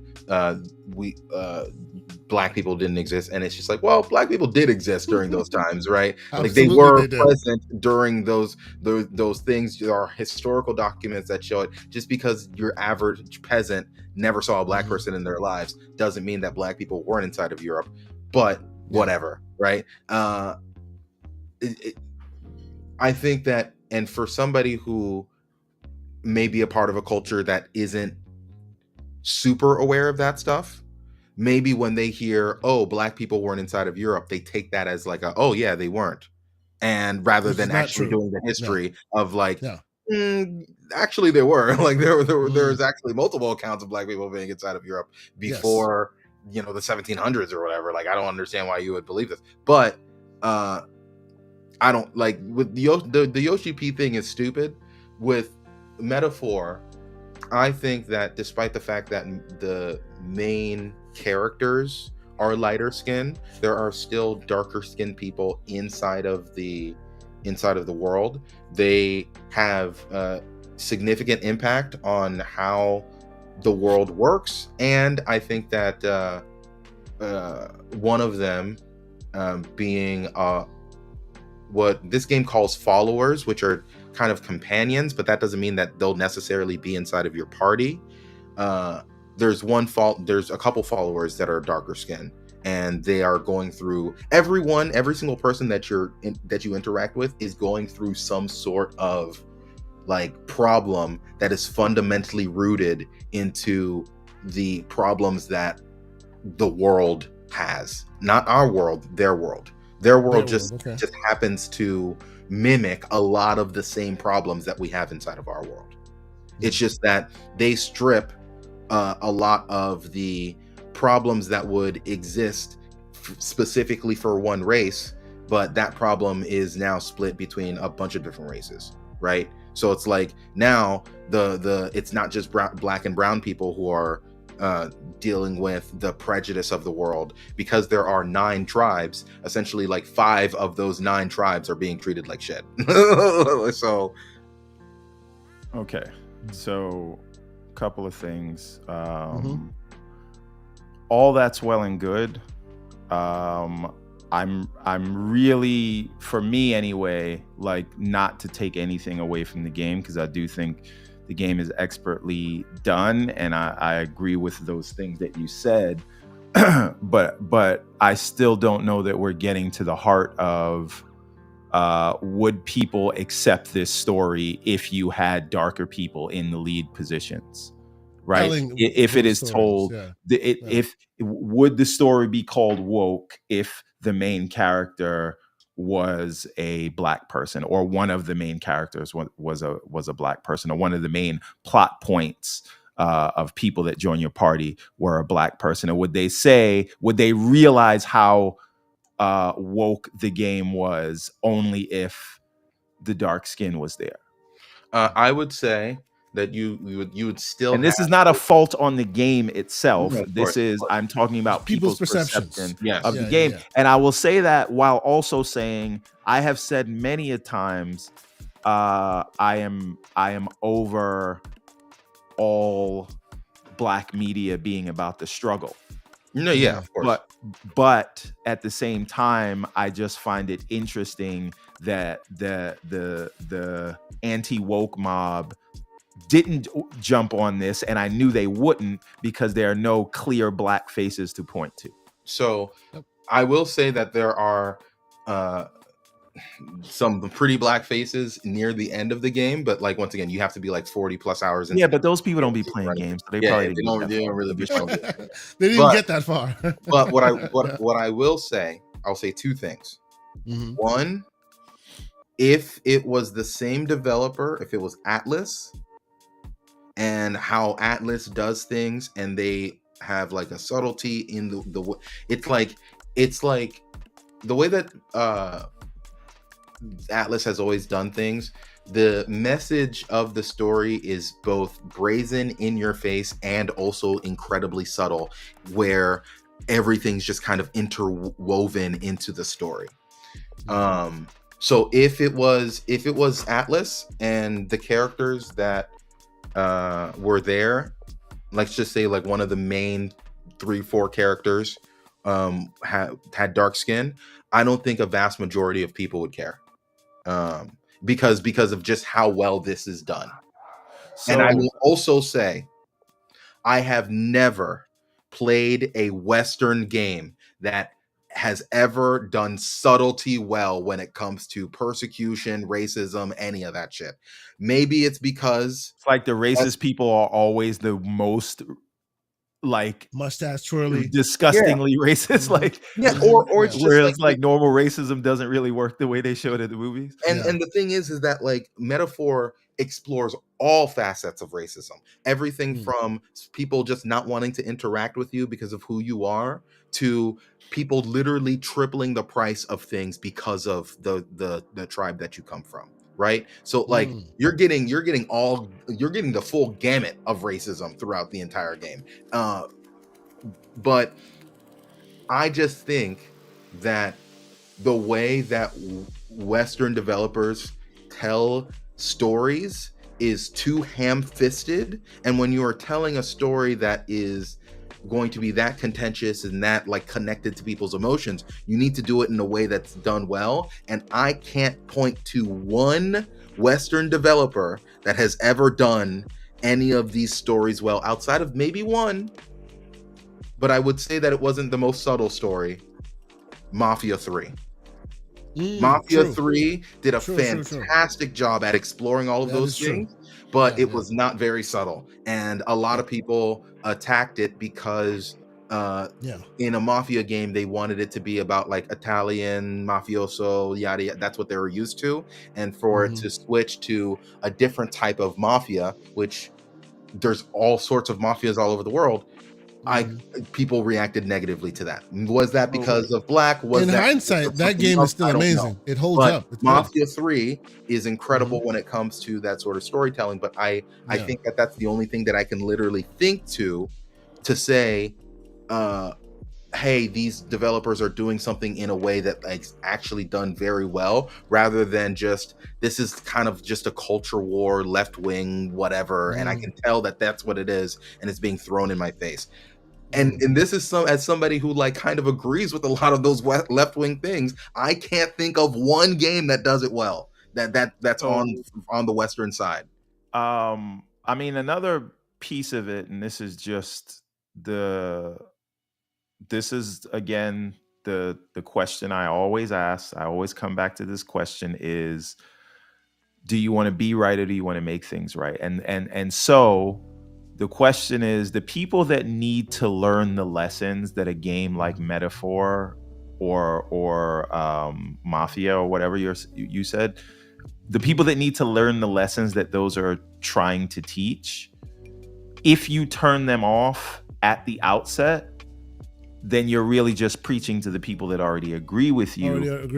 Is there a benefit of a story being told in a way that they will not realize they're learning a lesson until it is imparted on them of their own thinking, right? So I've already addressed this. I've already told you that we'll get more games with people looking like Slow-Mo Backslap than we will ever get games with people looking like me. They're trying to change Jon Stewart from the dark chocolate man that he is into somebody who looks like Chris Brown with green eyes. Now, I think that guy's a good actor, but you know, I mean, I'm not on that train. I watched Rebel Ridge. He's not like the man's a good actor. I'm not saying. I literally just said that he's a fantastic actor. But this I didn't say it's nothing to do with acting. Like, you know why I'm laughing? I'm laughing because he's got that black man represented. I appreciate it, sir. Keep it going. Like you're like, if he is not like darkness, if he's where not chocolate, all you can see is his all I'm saying is that his eyes when the lights go off. Like he's not as light as you guys are making it out. We used to be able to have Wesley Snipes. We ain't getting brothers like that anymore. That's all I'm saying. Okay. Right. I love this conversation. Mahershala Ali is getting all the money, and before, God rest his soul, Chadwick Boseman, he was getting all the stuff. You know, like let's not act like dark-skinned people ain't getting work. Mahershala Ali's Blade may be canceled for Blade. That is for Wesley's Blade. Who knows? The complexion of his skin. It's not like they're gonna do a new Blade with a light-skinned Blade. That's not what that is about. That's because people actually want Wesley Snipes. Why that's happening. Man. Look, I for one will always stand with my chocolate brother, saying that even within the frame, I agree.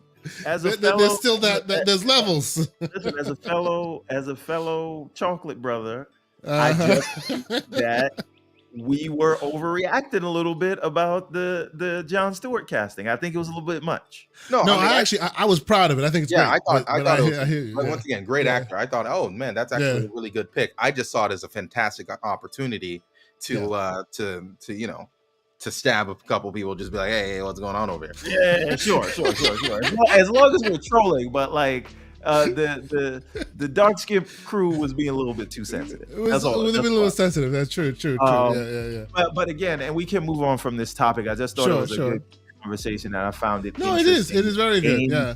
That is listen. We haven't even got to the point of the main character and the prince seem like they got something going on. Hey, there should be no spoilers, gentlemen. We Come on, won't get into any of that. But what I will say is, even inside of our real life, there's a reason why you know Rosa Parks' name. Okay. True. Do you know why? Okay. It's Please, not because speak she on was the only person to stand up against the cops. It's because the NAACP specifically chose her as a light-skinned woman who white people could react well to when that happened. There were two, and that is a known thing. That is a known thing. Who were supposed to do this? I think this is the point. Maybe. But John I am agreeing with your point. I am saying that as much nuance and as much greatness as metaphor is, there is something to the idea of the messenger needs to be approachable to the audience that you're making it for, which is why I've been making all these light-skinned, dark-skinned jokes the entire time. Right. And quick question related to that. Do we run the risk of this having to be the way forward in order to make the lessons learned? Meaning, hey, if you want this to actually, as Everborn keeps saying, do you want to be right or do you want? If the I know what you're gonna say. Okay, go ahead. Out for a second. You like botted there for a second, but you should be good. My bad. This thing is weird, man. My connection is solid. All right, anyway. Quickly before you bot again. Sure. I guess the question is if we know that we're trying to feed the message to the right people, like you're saying, the people who should learn that lesson, do we run the risk of always saying, all right, well, if we want to teach that lesson and teach it correctly, then the face that delivers the message always needs to be an acceptable face? Well, I want to answer that. And this may seem a little controversial, but yes. And the reason I say that is you or I or Pixel or Lucious do not need to learn that lesson, right? Sure. And you and I and Pixel and Lucious have been on record saying we're tired of being stories about the struggle. So it's not to say that you can't put us in stories that have nothing to do with the struggle. But the people who need to learn what the struggle is, like, couch it in a way where they can accept it instead of having them which means no black faces. That doesn't mean no black faces. That just means that the primary messenger is a face that the audience. But once again, agree with. My thing isn't that it's good or bad. My thing is this is how it's always been, baby. That's why I brought you the example of Rosa Parks, because she was not the only woman to do that day. There was her and a much darker woman, but that much darker woman, you don't even know her name. Yep. And the reason why is because nobody picked up those stories. So right. I would rather us as Jon Stewart, as the president, as a gruff cop that's dealing with marriage issues, but he's a dog on the job, and he finds he solves crimes, whatever, right? I don't be the person that is still has a chip on my shoulder from whatever oppression, right? Like you can tell that story for the people that need to learn it, but tell it to them in a way that they can accept it. Now, the other last thing, and then we should move on. We're already at like an hour 50. Keep going. But this is good. This is what people come here for. Yeah, of course. So the other piece of it, and I wanna shout out John Wolfe, to the Rosa Parks point that Lucious made. I think this is the point he had been trying to make the whole time about Concord, which is it's not about the sort of race of the people you put in the game. It is about, like, you have this mission or whatever, that's fine, but like, how about you put cool characters on screen? Who cares what skin tone they are? You put a fat guy on the screen and you're like, well, you should like this because fat people need representation. And it's like, that doesn't work, right? If you want to put this different ethnicity that we haven't seen a lot on the screen, do that. But you also have a job. Your number one job is to entertain. And so how about you make cooler looking characters, and then people will accept the different. Is Everborn Saga fat shaming right now? Believe it or not, this kind of general topic is a storyline inside of Metaphor. Oh, look at us! All right, I gotta play more of this game, man. I gotta play more. It just seems too damn. It seems too big in scope in a time where there are too many like 100-hour games that I feel like I need to pump the brakes on it. But more and more as these conversations come about, I feel like this game is far more important and it demands a lot more attention. What are you talking about? Metaphor or Concord? Yeah, Metaphor. Yeah, I think it demands far more attention. It's good. But it's good. You know, like the fat thing that I made was like a joke. What I'm saying of course. The point is you have to make characters that are appealing. So the fact is they made characters that were not appealing to people. Now, is that the only reason that game didn't do what it was supposed to do? Sure, but I'm just saying to John's point, because I know he got a lot of pushback, it wasn't about anything other than they didn't make cool enough looking characters. Yeah. And the characters didn't resonate with people. That's a fact. We can say that it should have resonated with people. We can say that it didn't resonate for the wrong reasons, but they did not resonate with people. And if you wanted to show those characters, maybe you show them in a more idealistic light. So, not that I want to divert from the conversation, but I know you insist on talking about Sonic versus Shadow. I want you to talk about that. But real quick, let me quick super chat. And this is from the great I Love Coffee, great member of the community that was able to join us on the show last week with a $5 super chat. He says, I'm here to support the best looking black character award coming soon. Well, we'll show them your t-shirt and we can find it. Well, hold on. The reason why he brings that up is because we were talking in the Discord that, we want to bring about all these, I was talking about how I liked Horizon and all these other games. And I give it the award for one of the best rendering of black characters. And then he said that in that case, there should be an award show, a category at the Keeleys called the best looking black character award, just so PlayStation can win some. So shout out to you, sir. I'm looking forward to the day when Keeley comes out and says the best looking black character award. I doubt that's going to ever happen, but it is what it is. But yes, shout out to you. Appreciate you for being here. Everborn Saga, not to move on from this conversation, because I think it is very important and it will come back around as we. Well, let me tie these two conversations together. Yes, and then we'll let Everborn regale us, put us to sleep with talks of Sonic. Sega has had one of the best years that it's had in multiple decades, in my personal opinion. Yeah, I don't agree. Yeah, I don't disagree. Underneath its publishing arm, you have Atlas doing fantastic work with Persona 3R releasing at the beginning of this year.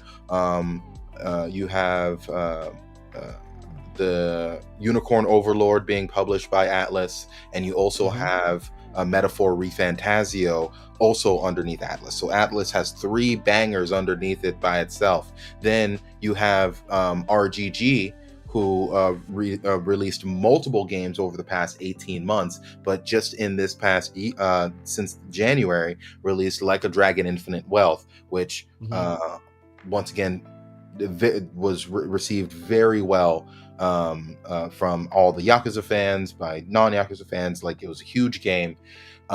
And now you have Sonic Team also doing incredibly well with this new Sonic game. Despite the haters. And I want to point out that every single one of these games sold over 1 million copies, with a vast majority of them selling 1 million copies within the first week, and 2 of them selling 1 million copies within the first day. Sega's cooking. I would go as far as to say Sega has not, like, this run needs to be studied. This is like the run that Capcom went on for a few years. This is the best Sega has been since they became a third-party publisher, I would argue. So speak on it, sir. I would challenge anyone to give us your experience on Sonic versus Shadows. Like, how are you feeling about it? Yeah. Here's a Have comment. You played the DLC, the deluxe edition? I know you were talking big about No. That doesn't come out until after the doesn't come movie out comes yet. out because it's a movie pack. They Okay, do give you okay. some skins that you can get right now, and you got like 3 days early access, which I could not take advantage of because I was so busy, even though I had the deluxe edition. So I didn't get to play it until. So you bought it and didn't get any of the benefits from it? Exactly. But I will in December after the movie comes out because there are actually extra levels from the movie that you get to play with Keanu Reeves voicing Shadow. Now, some common misconceptions about this game. A lot of people think that it is a remake. In a sense, it is, but it is also not. Because what they did, the game in and of itself is actually a launcher. So you can launch into the traditional Sonic Generations game from 2013 that was recently added to FPS Boost. I think it's 2021. They just threw it in? Yeah, because... does it have some kind of collective, some kind of thread to the storyline of Shadow? Well, this is what Shadow was doing during the events of Sonic during the same Generations. time. Okay, right? I understand. Okay. And so it literally is its own game with its own completely separate storyline because Shadow was in space when that whole Generations thing happened. And he's dealing with his own thing. And so all of the things you're seeing with Shadow are never before seen things. They're completely new levels, reworked. He has so many sort of new powers, as well as, again, a fully like complete storyline. A lot of people don't know Shadow's story with the tragedy that befalls him, but you will learn that when you watch the movie. But like it's dark if you know Shadow's story. But what I will say is they've done such interesting things with the powers that they've given him, things that you've never seen Sonic do, and they make really fun use of the verticality of these levels. Again, they're boost style levels in the 3D piece of it, because something about Generations, you'll know they'll do two versions of a level, like a 2D version of it and then a Sonic Adventures version of it. So this is Shadow, what you're looking at is like a boost Sonic Adventure style level. But if you look at what's happening on screen, they really sort of take advantage of that sort of Speed Force. I know that Speed Force is a Flash thing and not a Sonic thing, but just for people to understand what I'm saying. But in terms of like, they do some really funky, like Doctor Strange kind of bending the world around you. Yeah. Yep. And they do it in real time, and it runs really well, even on handheld. So is this what they were talking about with the PS5 Pro showing off Sonic's real speed? I don't know. I mean, rendering all the craziness at the same time. I played it on the Ally X, and I played it on. I played a little bit on the big boy machine this morning. But like it doesn't slow down. They do like really fun things to keep you on your toes when you're playing a level, to the point where you'll want to play it again because you'll see different paths that you can take, but it's happening so fast that a lot of times you'll miss them. So you want to go back.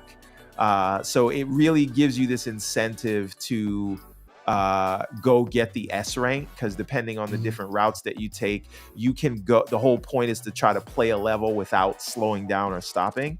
And so I really think they've done a lot to take advantage of these new powers that they've given Shadow in fun and interesting ways that you haven't seen in a very long time. And then when you go and play the Generations part of it, that's very fun as well, because again, we did just get the FPS boost, so you were able to get that game at like 60 or 120 or something like that. But now, just with everything kind of smoothed out, it even that part of it feels even better. And if you know what Generations was, they were remixing classic levels. So these are sort of timeless levels that you'll just want to play over and over again. And so when I say it's two games, the Shadow game isn't like, it's not going to give you like 9-10 hours worth of gameplay, and that's why they figured let's include that other game in it. but it is a totally new game playing as Shadow, where they kind of bolted on generations for the people that missed out on that game, which is kind of regarded as one of the best new era games. So I cannot recommend this enough. I was very surprised to see that it did 1 million on day one. A lot more Everborn Sagas out there. Right. Just saying. And the synergy that this will have, the fact that they're going to do movie content that to launch with the movie, I think is like fantastic. One thing I noticed, like for the last 3 years straight, and I don't know what kind of like balls they have over there at Sonic team. In 2022, they launched in the same week as Ragnarok. You remember our famous bet. 2023, that's what Frontiers, they launched in the same week as Ragnarok. 2023, they launched the same week or the same day, I think it was the same week as Mario Wonder. And now with Sonic Superstars, and now with the Shadow game, they launched on the same day as COD. Like, you gotta have they muscling their elbows, like, right? Basketball sized balls to be able to do that. But here's the thing, and they're doing it. You know, it's time, right? And again, we know that Sonic Frontier sold somewhere between 3 and 4 million. The last official numbers we got. They said that they were disappointed in the sales of Superstars because, and they blamed Wonders for that. So I don't think we ever got sales for Superstars, but the blue balls is what Eric calls it. Yes, they have gigantic blue balls. Gigantic spiky blue balls. That's what they got. That's right. but this time, even though they launched on the same day as COD, they did 1 million on day one. Right, so they're not going to move by the way, off of this. We're talking about this, you know, and how successful their numbers are. I must add, since we are in this mix, I am one not to be outshot, not to belittle or minimize certain things. Myself and Mr. John Wolf had this friendly kind of wager about how Astrobot would do, right? And I will quickly point out, I'll bring it out, that they did say Astrobot hit number 2 on some of the charts they have here. This is a tweet from Matt Piscatella, but as Mr. Wolf will point out, and I'll give him credit for it, as much as it's hit number 2 on the charts, we still don't know the numbers that it has pulled in within the first 2 months. We're still waiting, right? Actually, it's been only 1 month, if I'm not mistaken, right? This is the first month. I want to wait until the second month and see what's what. I said it would sell over 2 million copies, at least in the first 2 months. It still hasn't happened yet, but we haven't seen them, which bodes well on Mr. Wolf, because as much credit as people are giving it in the game of the year and it's on number 2, we still have not heard the PlayStation announce those numbers. Those sales numbers are in witness protection. It could be that Sony's waiting till it hits a certain figure. Until a certain hits a certain flash mark. That's why I'm like, let's wait to see. They're doing the Jay-Z thing where it's like, I'm going to let you diss me now, and I'm not going to say anything till I got an album coming out 2 years from now. And then I got you back. Nail in the coffin. However, he's doing his best. What's he doing? His oh my God, Maguire. I forget the name of the movie. Show me the money. No, this is him saying, show me the numbers. He's gonna be like that for a long time. I see what Don Otaku said. That's funny. A little bar. So right let's real quick. $5 super chat from Don Otaku. He says, that's fine and all, but Sonic has been living in Mario's shadow for generations. Only 1 million in a day. We do thrice that in pre-orders over here, baby. Okay, cool. But why haven't we gotten the Zelda numbers yet, though? Oh boy, he's talking about Mario. He's talking about Mario. Why are you bringing? Why you whataboutism me right now?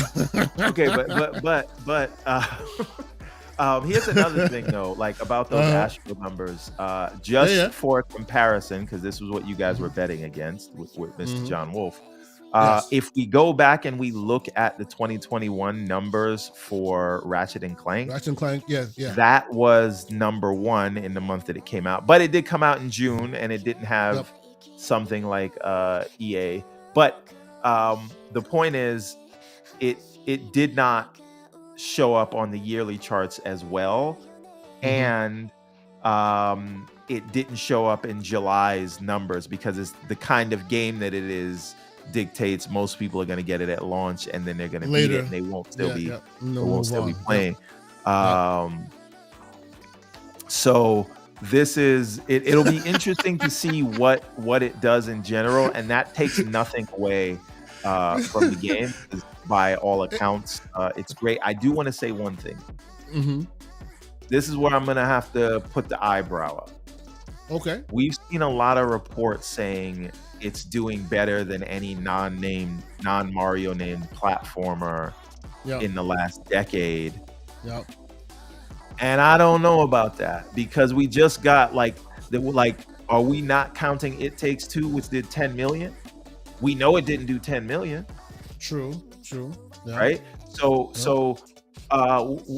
even the Ori franchise, between the two of them, did 10 million. And that came out in the last decade. Yeah, but Ori's a different kind of game. Ori's not the same kind of game. I think the Ori's energy is far more Metroidvania than it is platformer. Right? I hear you, but I'm just saying, like, there is. Sure. Let's take that out. There is My point is, we know the Crash Insane trilogy did 10 million. These are all games that came out in the last decade. So when we say it's the best non-Mario thing, to John's point, Sonic did 1 million in the first day. Yes. And see, these journalists are essentially just hyping up this game, and the numbers may not actually show it, is what you're trying to say. Everborn. Although Space Marine is at the bottom of the list because they did not agree all of the numbers there for Space Marine. This is my point. We all agree that Space Marine is amazing and deserves accolades, but it's notable that it's actually 18 on this list versus Astrobot being on 2. I would love to see the numbers. And actually, if you want to see the numbers, Focus Entertainment actually announced that I believe they said it sold 5 million. No. I think it was 3.5 million. I don't think it hit 5 million unless there was another update. But again, I heard that. But hold on now. If it sold 3.5, million, that means Astrobot has sold more. Did it not? That. Based on the list? Okay. Because, and again, I'm only in North America. Oh, this is only North American. Yeah. Physical and digital. And this digital is not even included in this. Digital sales not included. Yeah. So yeah. Right. It says it at the bottom. Digital sales not included. So wait. Not included for what? That's if it has a star next to it. So does Space Marine have a star? So for example, you're right. So that means that they don't mean by that what they mean Zelda doesn't have digital sales, and neither it doesn't include NBA 2K. Space Marine 2. Exactly. Yeah. So the numbers for the placement for Astrobot does include the digital and the physical sales, but not so much for Space Marine. And also, Space Marine doesn't include digital sales, so that's why you can't really. You can't. It's not an apples to apples comparison. Yeah. You're right. Saying, well, we know that Space Marine did 3.5 million, and this is better than that. Yeah, we're tracking physical sales here. It's not the whole picture. Absolutely, it's not the whole picture. You're absolutely right. And 4.5 million. 4.5 million, and and it deserves it. It's a great game. Absolutely. As it should. Another thing to note is that we know that what did they say? PlayStation sales for digital skewed like 81 versus 19, or was that just digital to physical? Yeah. Right. So you know. But again, that might be just the systems. I don't know what their sales split. Yeah, like from my understanding, like despite I think the Xbox Series and the Series X and S, they're about 50-50, and numbers just came out about PlayStation numbers, and they're like 80-20. Like they have 80% physical PS5s in comparison to digital PS5s. Now that could mean because they didn't make them in digital They didn't PS5. yes, there were a lot more. There are a lot more PS5s with discs than there were without at the beginning because you barely could find the digital version. But it's even now more now. But yes, but at you're least right. on Xbox, I think more it's like physical, over digital to 85% Yeah. Of players on Xbox buy Are games digital. digitally, and we happen to be on the extreme end, and Nintendo is on the opposite extreme end, where a good amount of their people still buy physical, and I think PlayStation is somewhere in between that. In the middle. One other thing to note about that 80-20 digital thing. The physical digital divide was not game sales, it was like hardware sales, right? Like physical, like PS5 with the physical disc versus there's like 80% physical disc PS5s versus 20% like, and then that leads to what me and Kay have been saying for the last 4 years, which is we don't think they really wanted to sell the PS5 at $399 at launch. It was just needed something to say out, and they wanted something that was somewhere in between, and they took a larger loss on the digital because you couldn't find the digital at launch at all. That's and right. the only time you could begin to find the digital was after they raised the price to $449. Yeah, and they revised the hardware. That's when you started seeing more digitals in the market, more freely available. Before, it was just a talking point to kind of be in spitting distance of the Series S, but they weren't really available to be purchased. So that could be exactly why their sales are more lopsided in that way.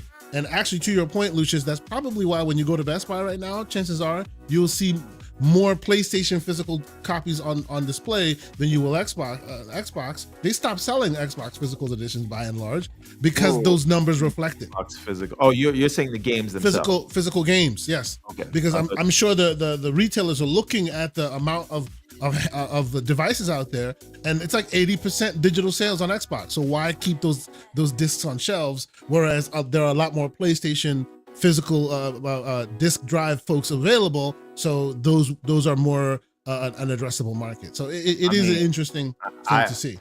Yuzu, I got 2 of them at launch, so they weren't that hard to find. But I understand what you're saying, writ large with the scalpers and whatnot. So okay, let us move forward. I have a few odds and ends that I want to get to, and then we'll call it. But I'm loving the conversation we're having here. First off, ladies and gentlemen, of the 240 some odd folks in here across the various platforms, thank you so much for being here. We appreciate you on a Saturday morning. We always enjoy afternoon now. We enjoy having y'all here. Hit the like button if you haven't done so. Consider subscribing. Appreciate y'all for continuing to be here and supporting us. So I have to ask this question. Right, you got to speak about your Sonic that you love so much. Which, by the way, I didn't say it, but I'm also playing Sonic, and I also like it. I haven't put too many hours in it just yet, but I have it on the handheld. Generation side or the Shadow side? I'm playing the Shadow side right now. I played the Generations a long time ago. And they're doing it's quite things, good. Right? It's quite good. It's quite good. I will be able to speak more to it when I put more time into it. Haven't been able to put enough time into it just yet. So for now, I'll just pump the brakes and say, I see a lot of the things you're seeing, and I think it's a good thing. Don Otaku. Odd numbers, or are we? We will. Don Otaku, $10 super chat. He says Astrobot is just bad. At least Sonic ain't stealing Mario's flow. Just as bad. My bad. At least Sonic ain't stealing Mario's flow to get attention. Either way, indie IPs like It Takes Two are selling 20 million. Both games need to get their level to be successful. Wait a minute.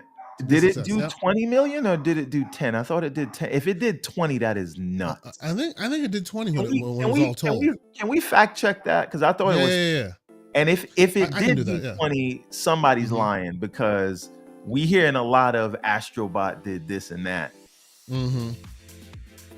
I will look it up and I will let you know exactly the deets of it all. But while I do that, let us move forward. And I have to ask the question. 20. Yeah. Ultimately, when it was all said and done, I'm pretty sure it was 20. Okay. Right. What game is this? It Takes Two. Oh yeah. It Takes Two did 20 million. Somebody's math is not mathing, because the math ain't mathing, ladies and gentlemen. that this was the what. Remember back when they were saying it was And the remember, anticipated game from Eurogamer before it came out, and then you had other people saying it. Okay, look, sure. and here's a reminder: it takes two. Despite the fact that you needed a second person to even play the game, they made it so that way you didn't need to own a second copy to be able to play the game. There was send the code version code that was free that essentially allowed you to be able to put in a friend code, and you could play the entire game if your friend owned the game. That means 20 million people specifically bought the game and then got 20 million other people to play it with them. Yeah. Although at the time it won the award, I was kind of dubious as to the motive. In hindsight, it does seem that game really made a huge splash and deserved it at the time, right? It just did. It really did break a lot of records. You know. But okay, I want to bring this up because if I don't, nobody else will, because nobody cares. Just like nobody cares about Sonic. After 1 million sold. It has been said that nobody cares about VR. But Batman Arkham Shadows has monstrous reviews. People love it. I have played a little bit of it. I know some folks who have also been playing a little bit of it as well. My two hot takes. I have one hot take and one question, and I want to bring this to the forefront here. My hot take is, as much as I'm loving it, because I really am, like, it is really a great Arkham simulator, if you will. It reminds you of the greatness that was Arkham of its time.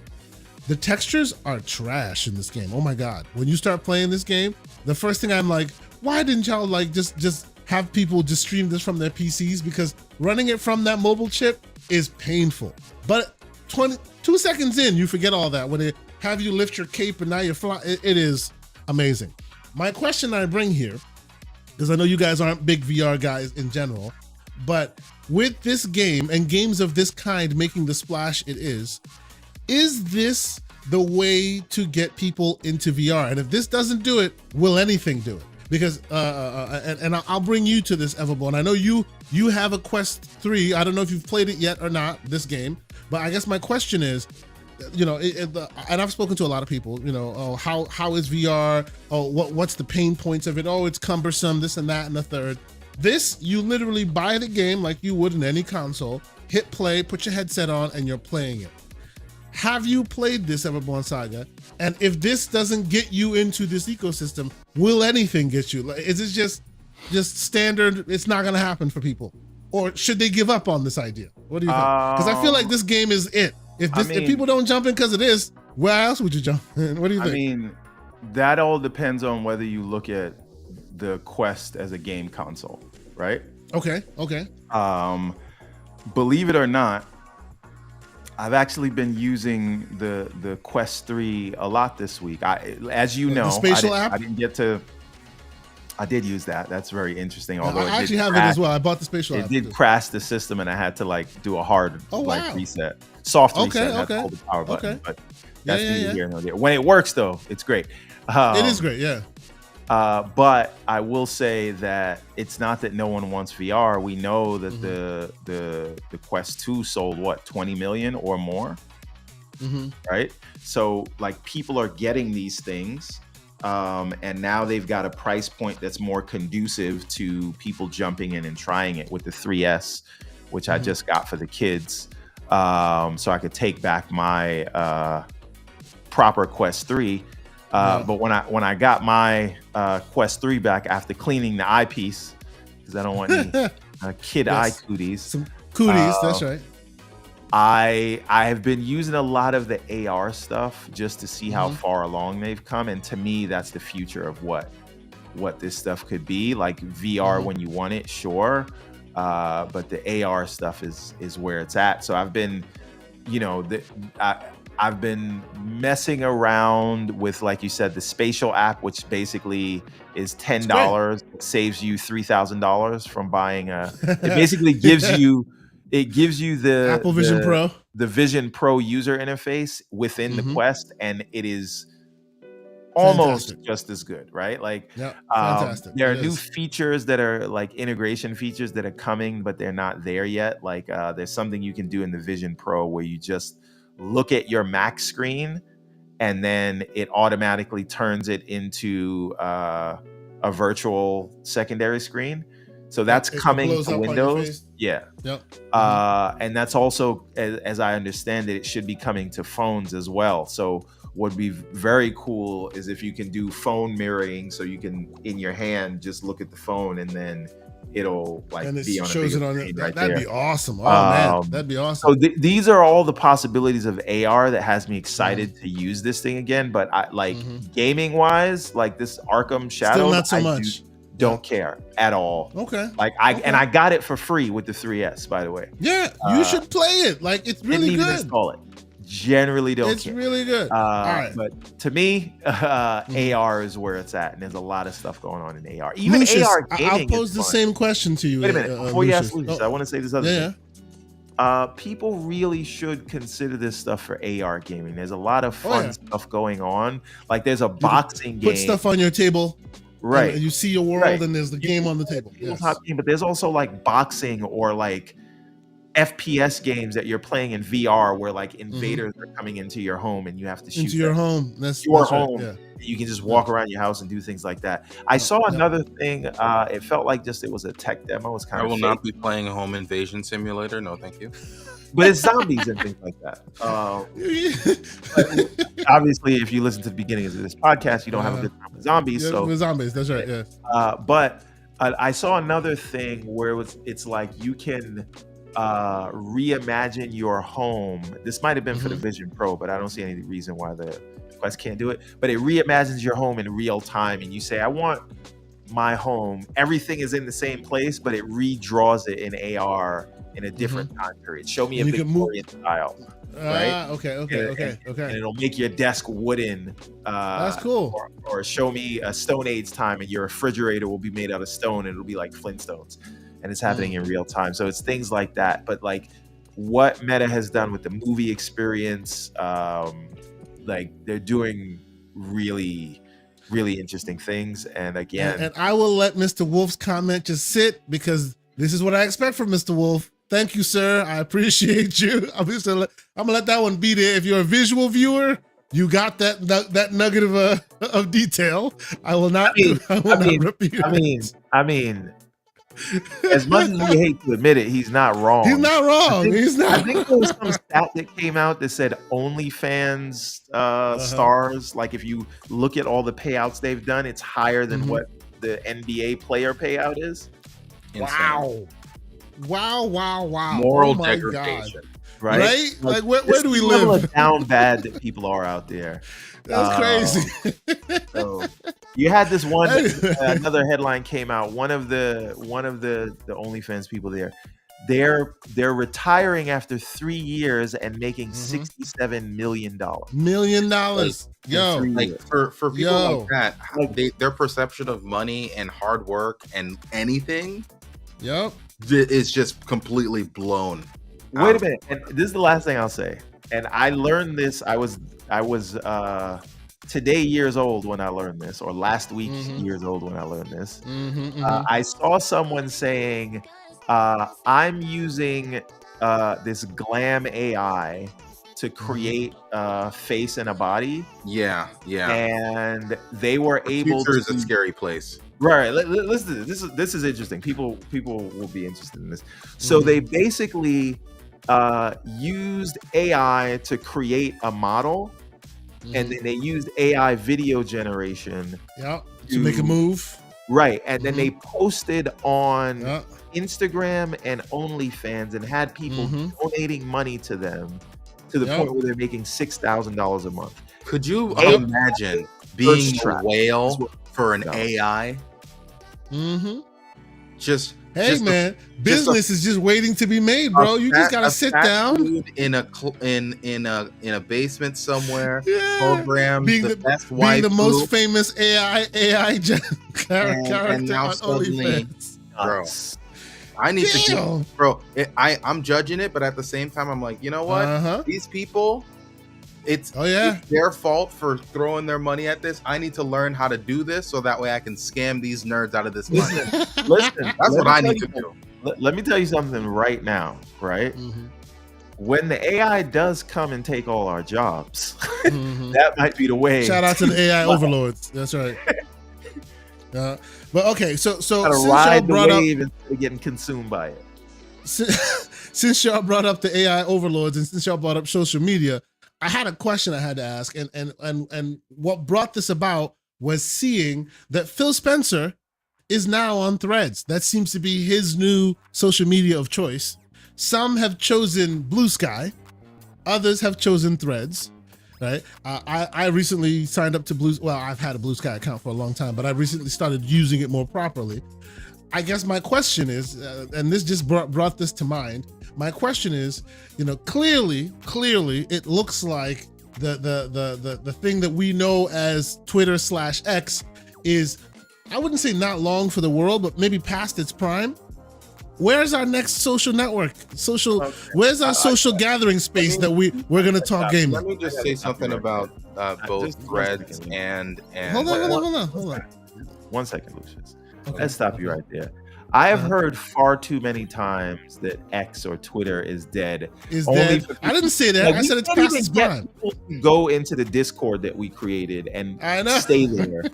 Hey man, but a lot of people, a lot of our social media friends, a lot of our content creator buddies are all over Blue Sky now. And X and Elon is sitting there like Thanos saying you couldn't live with your failure, and where's that brought you? Right? Back to me. And I am not a fan of Elon at all, but like I'm just tired of people saying, come follow me on Threads or on Blue Sky, or let me make a big announcement that I'm leaving, and then a month later, 5 years later, you're back.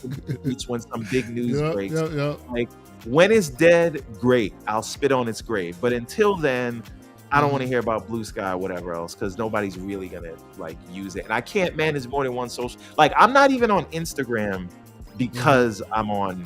Like there's not enough hours in the day for me to even play games and write and then be a father and then work at the job that they want me to work because they pay me, right? I don't have time for that. I definitely don't have time for a second or third social platform. I can't do it. Lucious, you were gonna say? Here's what I will say about Threads versus Blue Sky. The corpos seem to be choosing Threads, and the indie devs seem to be choosing Blue Sky. And I am gonna go follow the indie devs because that's where all the interesting, cool, artistic stuff is, in comparison to seeing a post by Phil Spencer. I don't give a shit what that guy says at this point. Hey, calm down, sir. Calm down, sir. Listen, all of them are trying to get away from the crumb side. And the problem is the crumb side will follow you. Once they get there, then they're just going to run away even more.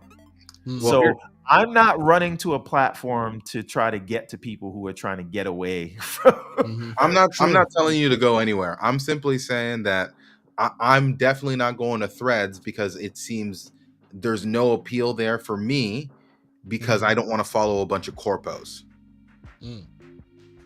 So you're falling on the Blue Sky side of things, which from an app to app perspective, I do like. I will have to say I do like Blue Sky because it reminds me of Twitter before it became corrupted.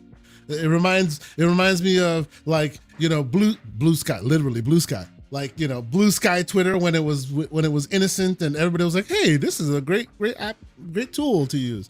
That seems to be that energy that Blue Sky has been able to garner, right? And it's made by the people who made Twitter. So, there's that. But I just find it interesting that as Everborn has noted, every 5 minutes somebody's talking about the death of Twitter, and then everybody's like, I think with the unblocking or block the modifications to the block policy. Like just that day alone, like 3 million people signed up to Blue Sky. Like it's an interesting time we find ourselves when it seems like every 5 minutes there's a new patronage, there's a new pilgrimage to this social media network versus that, all to try and downplay Twitter when it's still the seemingly the monster in the room. You know, it is what it is. But I guess I say all that to say, come find me on Blue Sky. I'm still on Twitter though. Don't even worry about it. Singing X's praises. I'm just like, let it die, and whoever the victor and then we'll is, talk I'll go there.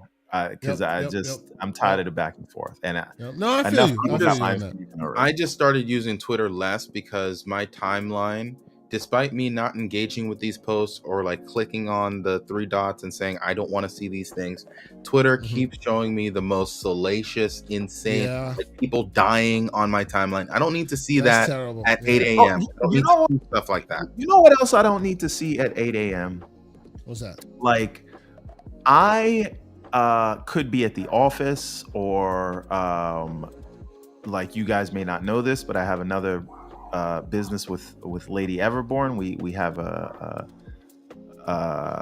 daycare business or whatever, and like, I could be taking out my phone just looking because someone DM'd me, and then the timeline has crazy things on it, right? And it's getting sort of worse and worse. So I could be in an office meeting, I pick up my phone, there's people next to me, and then there's like ass just on the timeline, like I was looking at this, right? And what happens is you'll open the phone and it doesn't go back to where you were on the timeline, because it reloads and gives you like a whole refresh timeline anytime you refresh it. That is crazy. It's a crapshoot. You never know what you're gonna get.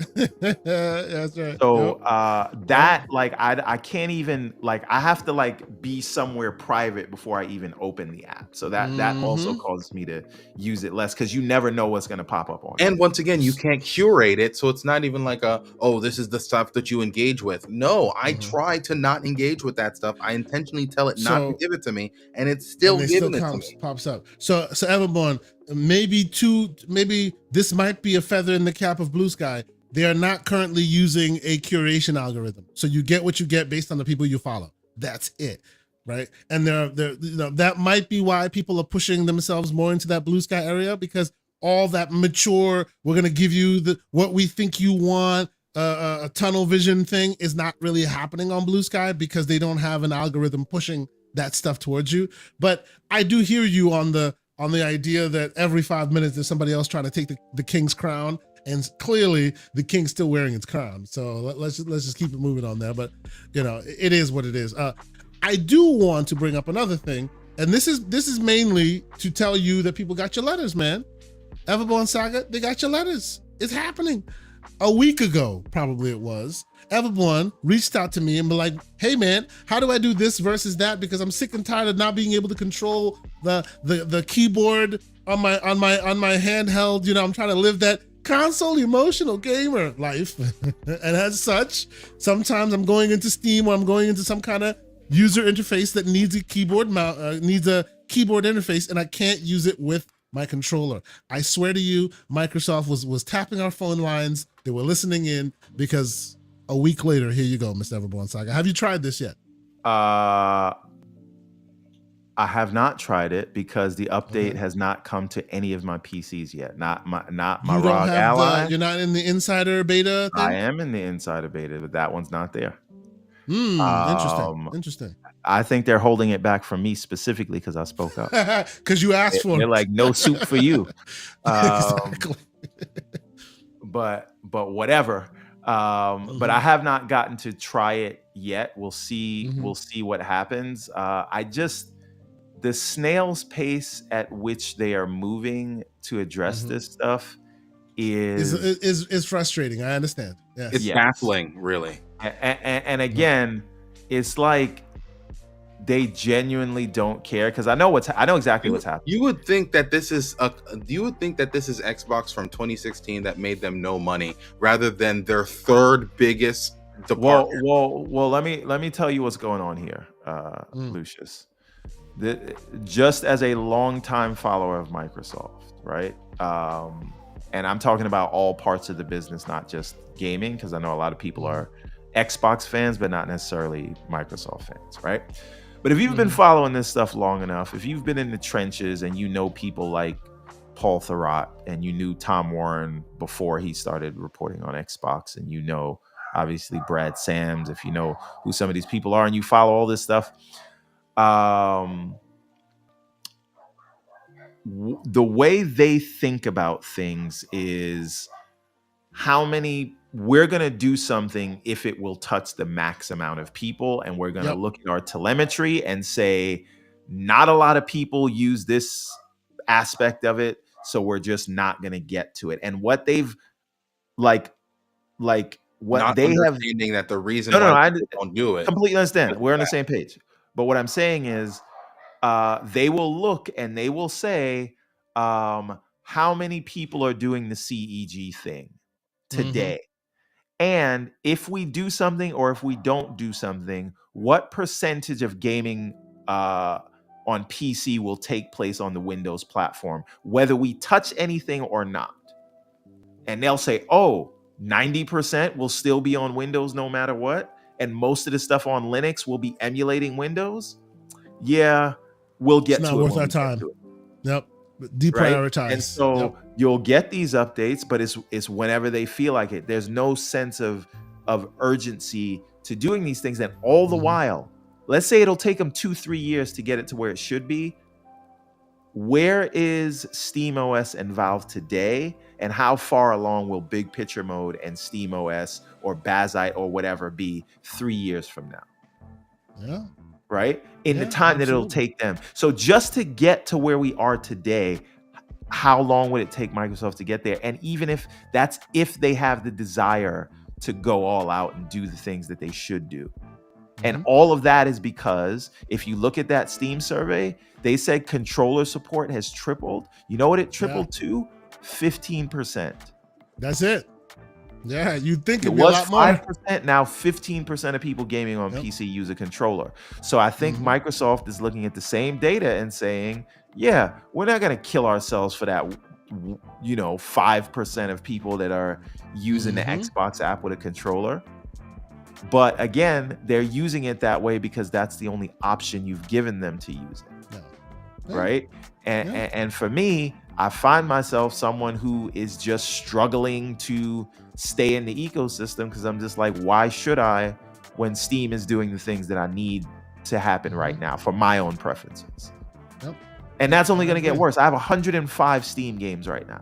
105. 105? Oh, you just a baby in this still, bro. Come on now. One Steam sale away, one summer sale away, and you the double digits of 105. That's nothing.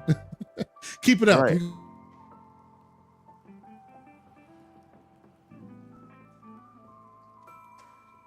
But look what he said.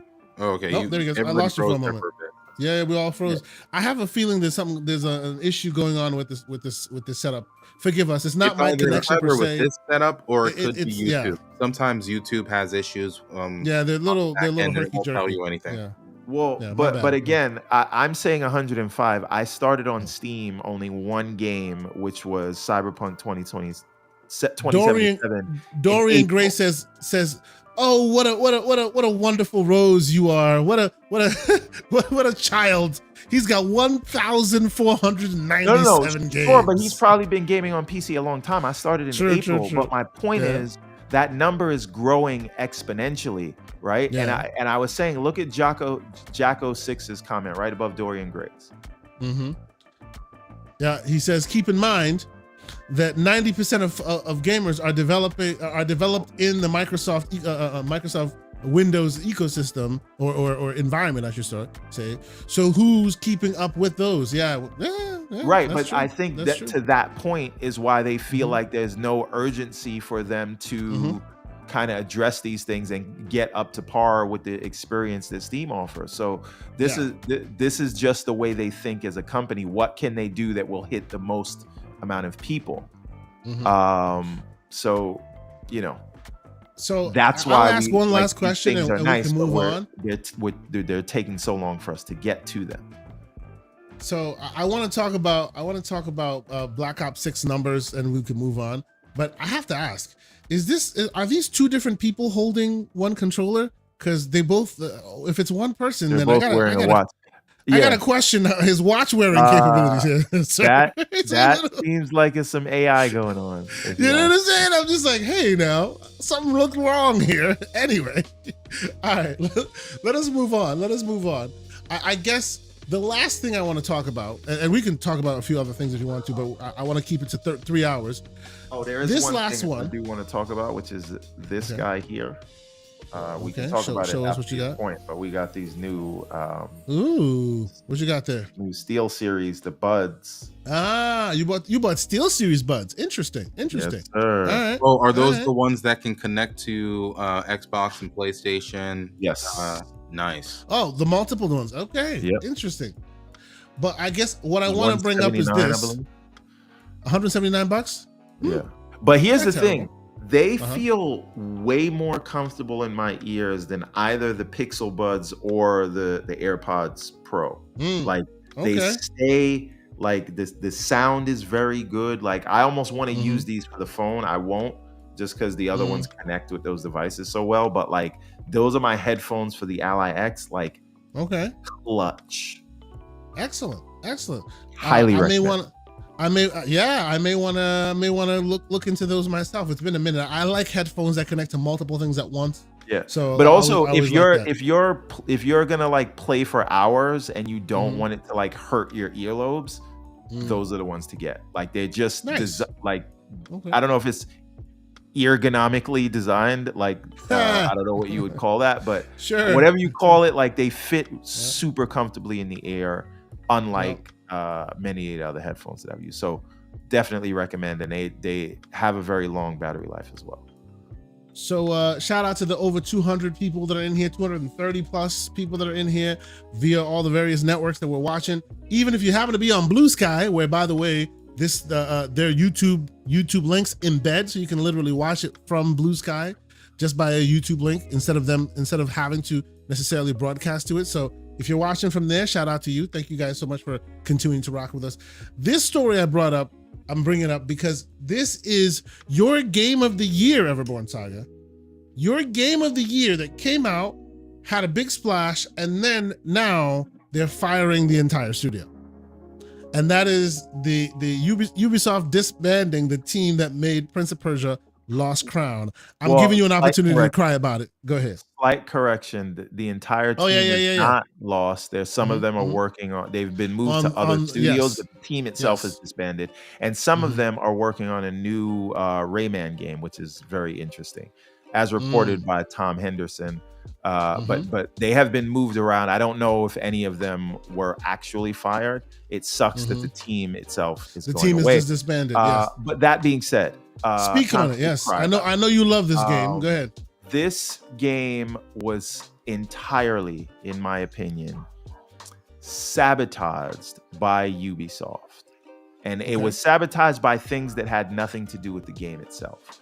For example, the price was way higher than people expected a game like this to be. Now, again, I know that they put a lot of production value into it. I know that it is a 40+ hour game. I understand it. But at the end of the day, it is still a Metroidvania, and people do not expect to pay $50 for a Metroidvania. Ori and the Will of the Wisp was $30, I believe. Somebody correct me if I'm wrong. Yes, and that was a super long game, and it had all the production value and all that, right? So, and the reason they priced it at $49.99, which was a turnoff for a lot of people for this kind of game, was specifically because they wanted to entice people to go and get Ubisoft Plus, which worked on me, right? It did. I ended up buying this game on Xbox and Steam. I think I also bought it on. I might have bought this game 3 times, believe it or not. I did because I bought it. I bought it before it came to Steam. That's point 2. They forced it into their own launcher, and like we can like this or not, and we can say people are dogmatic about launchers or whatever. There's a reason EA and Microsoft and everybody, even though they have their own launcher, still launch in Steam, because people have large libraries there and they'd like to keep their libraries in a single place. Now, that may not be prudent because, you want to diversify where your library is, but people like being able to launch things from a single launcher. And that and on top of the price killed it. And it was because they were trying to use it to boost up their subscription service, and because they thought, well, we're Ubisoft and this is Prince of Persia, so it commands a $50 price tag, and because they wanted people to use their launcher so they could collect all the telemetry that they couldn't if they put it in Steam, and they didn't want to give up that 30%. All of that, even though they were getting the full 100%, they still priced it at $50. Right? Mm-hmm. And now they want to know why it didn't sell, and the team has to pay for that. Yeah. Because of the things that the company did. And again, they made a game of the year quality game. And because it was never put in a position where it had the best chance to sell. And now that becomes the team's fault. Lucious, what are your thoughts? Did you play the game?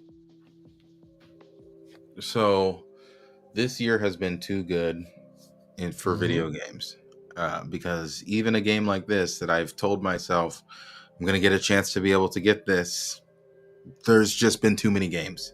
And as I've been telling you, I've been playing multiple mega. Okay. I've been playing multiple like mega long games, right? Like 100-hour plus long games.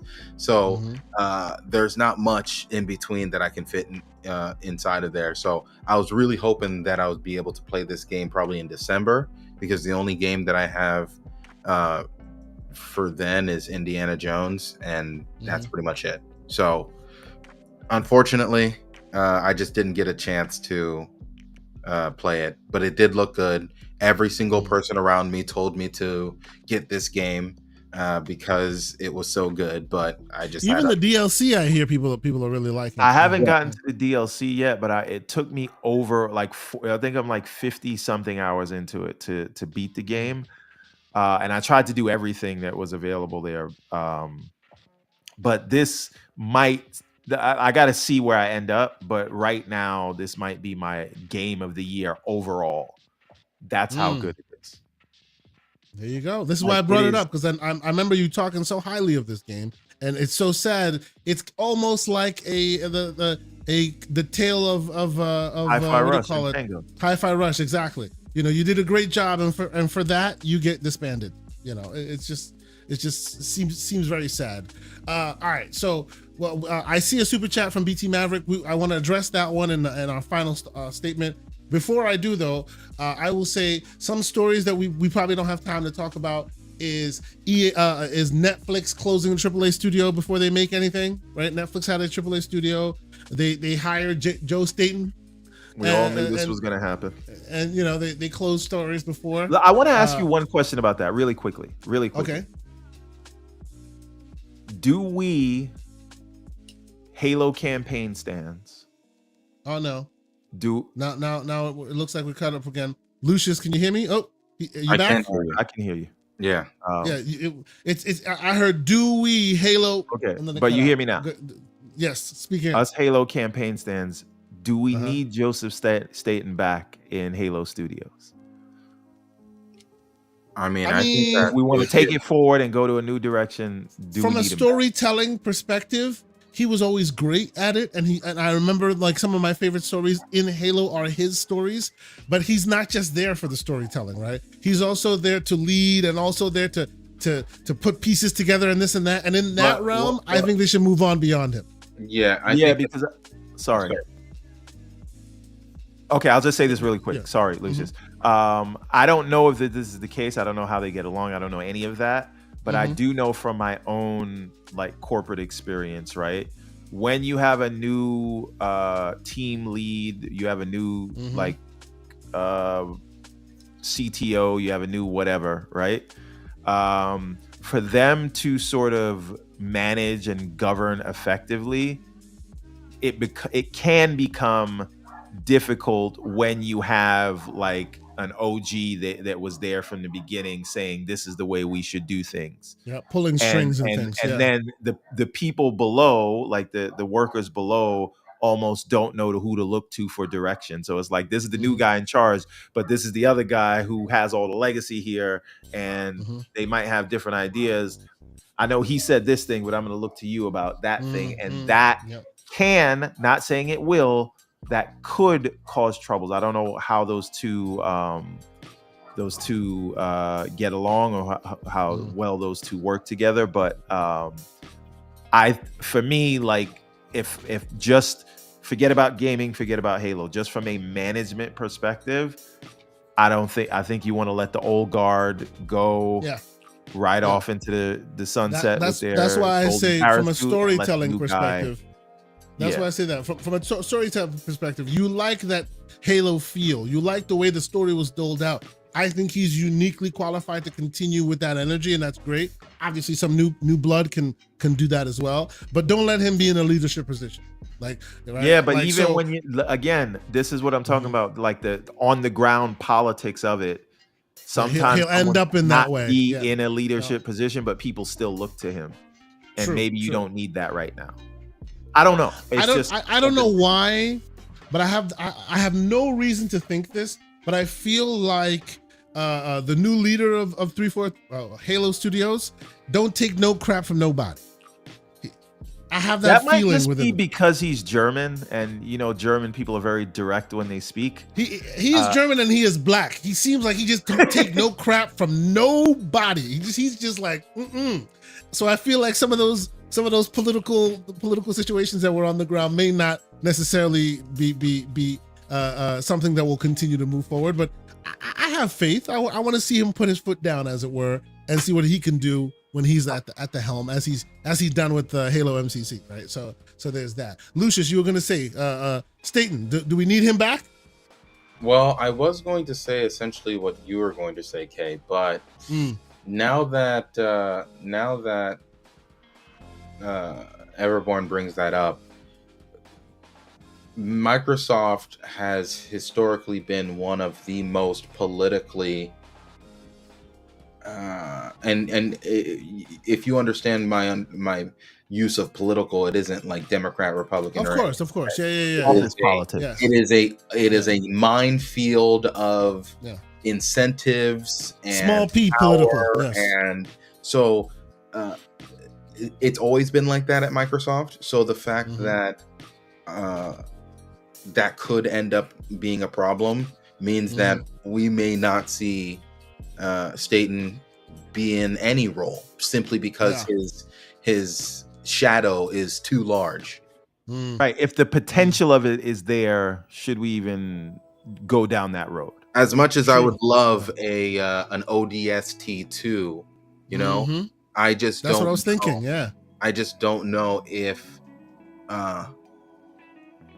things that Staten wants doesn't suddenly start impacting the tech team, stuff like that. I don't know. Okay, so let's move forward real quick. Again, I said there's some stories that I was going to touch on, but we're going to miss it. I don't want to be too late. I want to be around 3 hours, so we'll do that. But I see BT Maverick's last message, and we'll get to that. I will mention that there's also stories of Everwild with Phil Spencer actually playing it. So maybe it's not closed. It's not I don't know, a canceled game. I just want to say, never wild. Every time in these new waters, every time a gaming CEO goes and takes a picture with the staff, you better start getting it. It's a wrap. Then you know it's over. And take a look. Rest in peace. With the staff. Rest in peace. Rest in peace. He says, "Damn." Last time that he showed up, I feel like these CEOs should be going there with a scythe, right? Bro, it was wearing the hood. Phil Spencer taking a picture with the team, and Sarah Bond. Sarah Bond sending a congratulatory tweet. Those as a wombo combo, you're being shut down. We're talk about red flags. So there's that. And then, of course, there's a story that serious Xbox. Note, so Rare isn't going anywhere. They did see Everwild is a different story, but Rare is not going anywhere. Yeah, I doubt it. Sea of Thieves solidifies them. Right. Right. And they also went to Mojang. Mojang prints money for them. They aren't going anywhere. Exactly. Yes. But still, be wary. Xbox Series X outselling the Series S in the US for the first time in a while, although console sales are still dropping. You know, that was an interesting story. We don't have time to talk about that. Besides the Call of Duty conversation we've had, and yes, I like Call of Duty. I like the campaign. I'm going to continue playing it. There's been a lot of talk of the marketing, which seems to be blockbuster level now, right? They're throwing a lot of money at it. Once again, you still don't see ABK themselves coming out and throwing the Game Pass word around all over the place, but Microsoft themselves, Xbox, has been doing a lot of like really high level marketing. So there's that. Unless you guys have any opposition to that talking point, I think we can leave that there. Go ahead. Just one thing I'll say about the last point, the Series S and the Series X. Okay. I still want to come back to I don't know how much of the Series S is more of a self-fulfilling prophecy, meaning like in the beginning, like more S's were sold. Is that because that's what people wanted, or because that's what's available? And do we have any conclusive data? Available. Yeah. Right? Do we have any conclusive data to say that people that bought the Series S at $299, what percentage of them would not have opted for a $399 discless if that was available to them in that that's time? water under the bridge, man. That's already happened. They're still in the ecosystem with the Series S today. I whether get they it. wanted the X or not, that's not the point. This is Monday morning quarterbacking, but like That's I feel right. like these are questions that should be asked, because a lot of people Sure. speak very definitively about the Series S. And But this is also something that you mentioned before, Everborn, about has the Series S been a success for what it was trying to do? If the objective was to get people who wouldn't have bought an Xbox in the first place to be able to buy Series S's as a way to be able to engage inside of the ecosystem, considering that we're seeing lower sales numbers than we have with the Xbox One, would indicate to me that that isn't the case, because of the people who haven't moved over to the new generation, the people who are still on their Xbox Ones, there's a lot of people still playing Call of Duty, Fortnite, X, Y, and Z. You would think that those people would be incentivized to go the cheapest route towards the next generation. There hasn't been a reason for them to do that yet.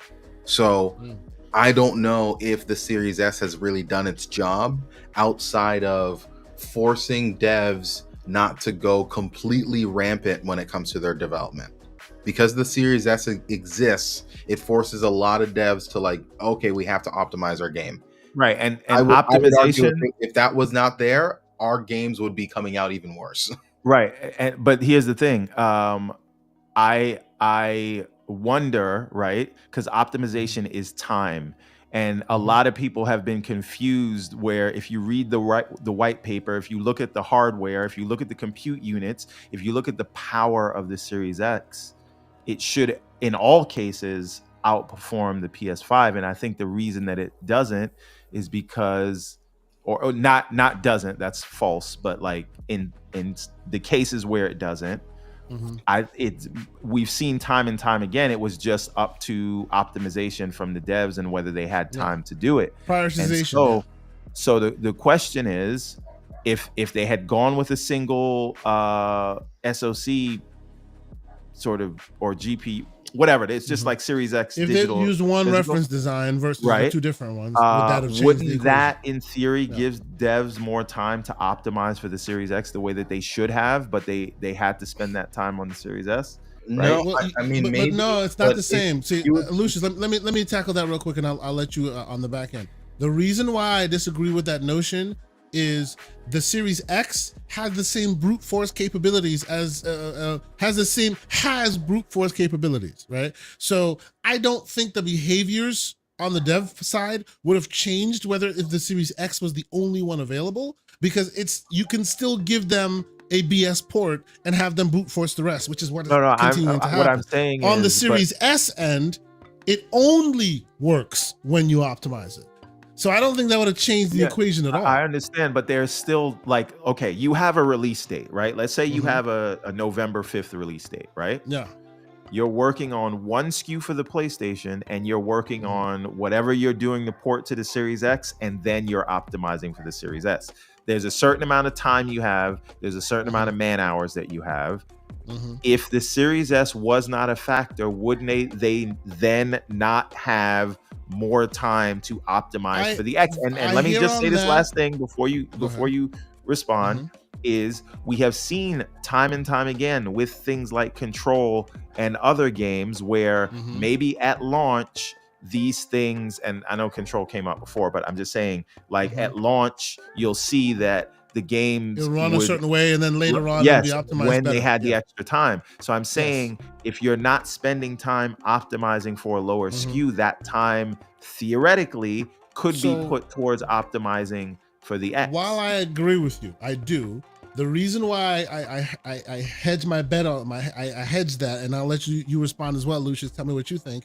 The reason why I don't necessarily wholeheartedly like see I'm one with you on that is because the X at its core has the same output as the S does.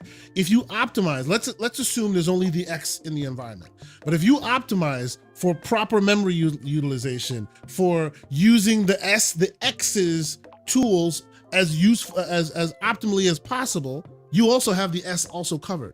But what's seemingly happening in from what we're seeing is because the X can brute force, they don't give it the time necessary, and then because the S forces you, because it won't run if you don't optimize there. Now people are complaining, right? Had you done that from jump, both the S and X with the same time would have worked well, because it's not like the optimization effort is two different streets for S and X. They're the same thing. The only thing is the X hedges the bet with a little bit of overhead, right? Yeah, but so they can brute force and get away with it. The point is they have to optimize for the S, yes, and I'm saying, and that was necessary. And as they do the same thing on the PlayStation, on the Nintendo side, but no one complains there. The S didn't exist. That optimization that they're doing to the was S, necessary. Yeah, I understand that. What I'm saying is, what if they spent that time optimizing for the X? And you're saying they wouldn't do that. They are not. Yeah, they are not, because the X but has the hedge of brute force. Optimizing for the S. You have to optimize for the S. If you're Lucious, do you understand what I'm saying? No, I understand exactly what I'm saying. If you have to spend time, if you're even if the PS5 is your target platform, right? And you're just stupidly, which I like, that's a reductive word, but you're just pushing over to the X and letting brute force handle whatever, and you're just doing what you did on PC, you're using DirectX, whatever. What I'm saying is, even if that is the case, today, all of those games, they still have to spend time on the S. Do you agree or do you not agree? You have to take time to optimize for it, whether they want to or not. Yeah, but so, there's no way around optimizing for the S. Otherwise, it won't run right at all. They would not optimize on the X if the S didn't exist. On the X if the S didn't exist. Can I jump in? Go ahead, Lucious. Yes. Here's what I will say. I think we've all been inside of dev environments, and we all know project managers, devs, all up and down the scale. I think that if they didn't have a Series S, they would just put more time into the PS5 version. Yep. Because inherently, Xbox is a last thought process for both the management and the devs, and because of that, that's why you end up getting these like kind of shaky ports, because at the end of the day, they're just hands down not putting enough carte blanche time towards the Xbox X at all. That's right. And I think that we're only getting as much time as we are is because they know they need to give the Series S at least a little bit more time. And if we didn't have a Series S, they'd have broken games. That time would not be sucked up by Series X development. It would just be allocated towards more PS5 development, because they once again, it's an afterthought. So by the time that they get to the Xbox version, they would like scramble and then just do what they're doing now for it. And Mr. Inferno Games' point is very apt here, right? That's exactly to Lucious's point, right? It's not about more time or not enough time. If they were the market leader, this wouldn't even be a factor. It's the fact that they're not is the reason why this keeps being pervasive. Right, but here's the thing, right? like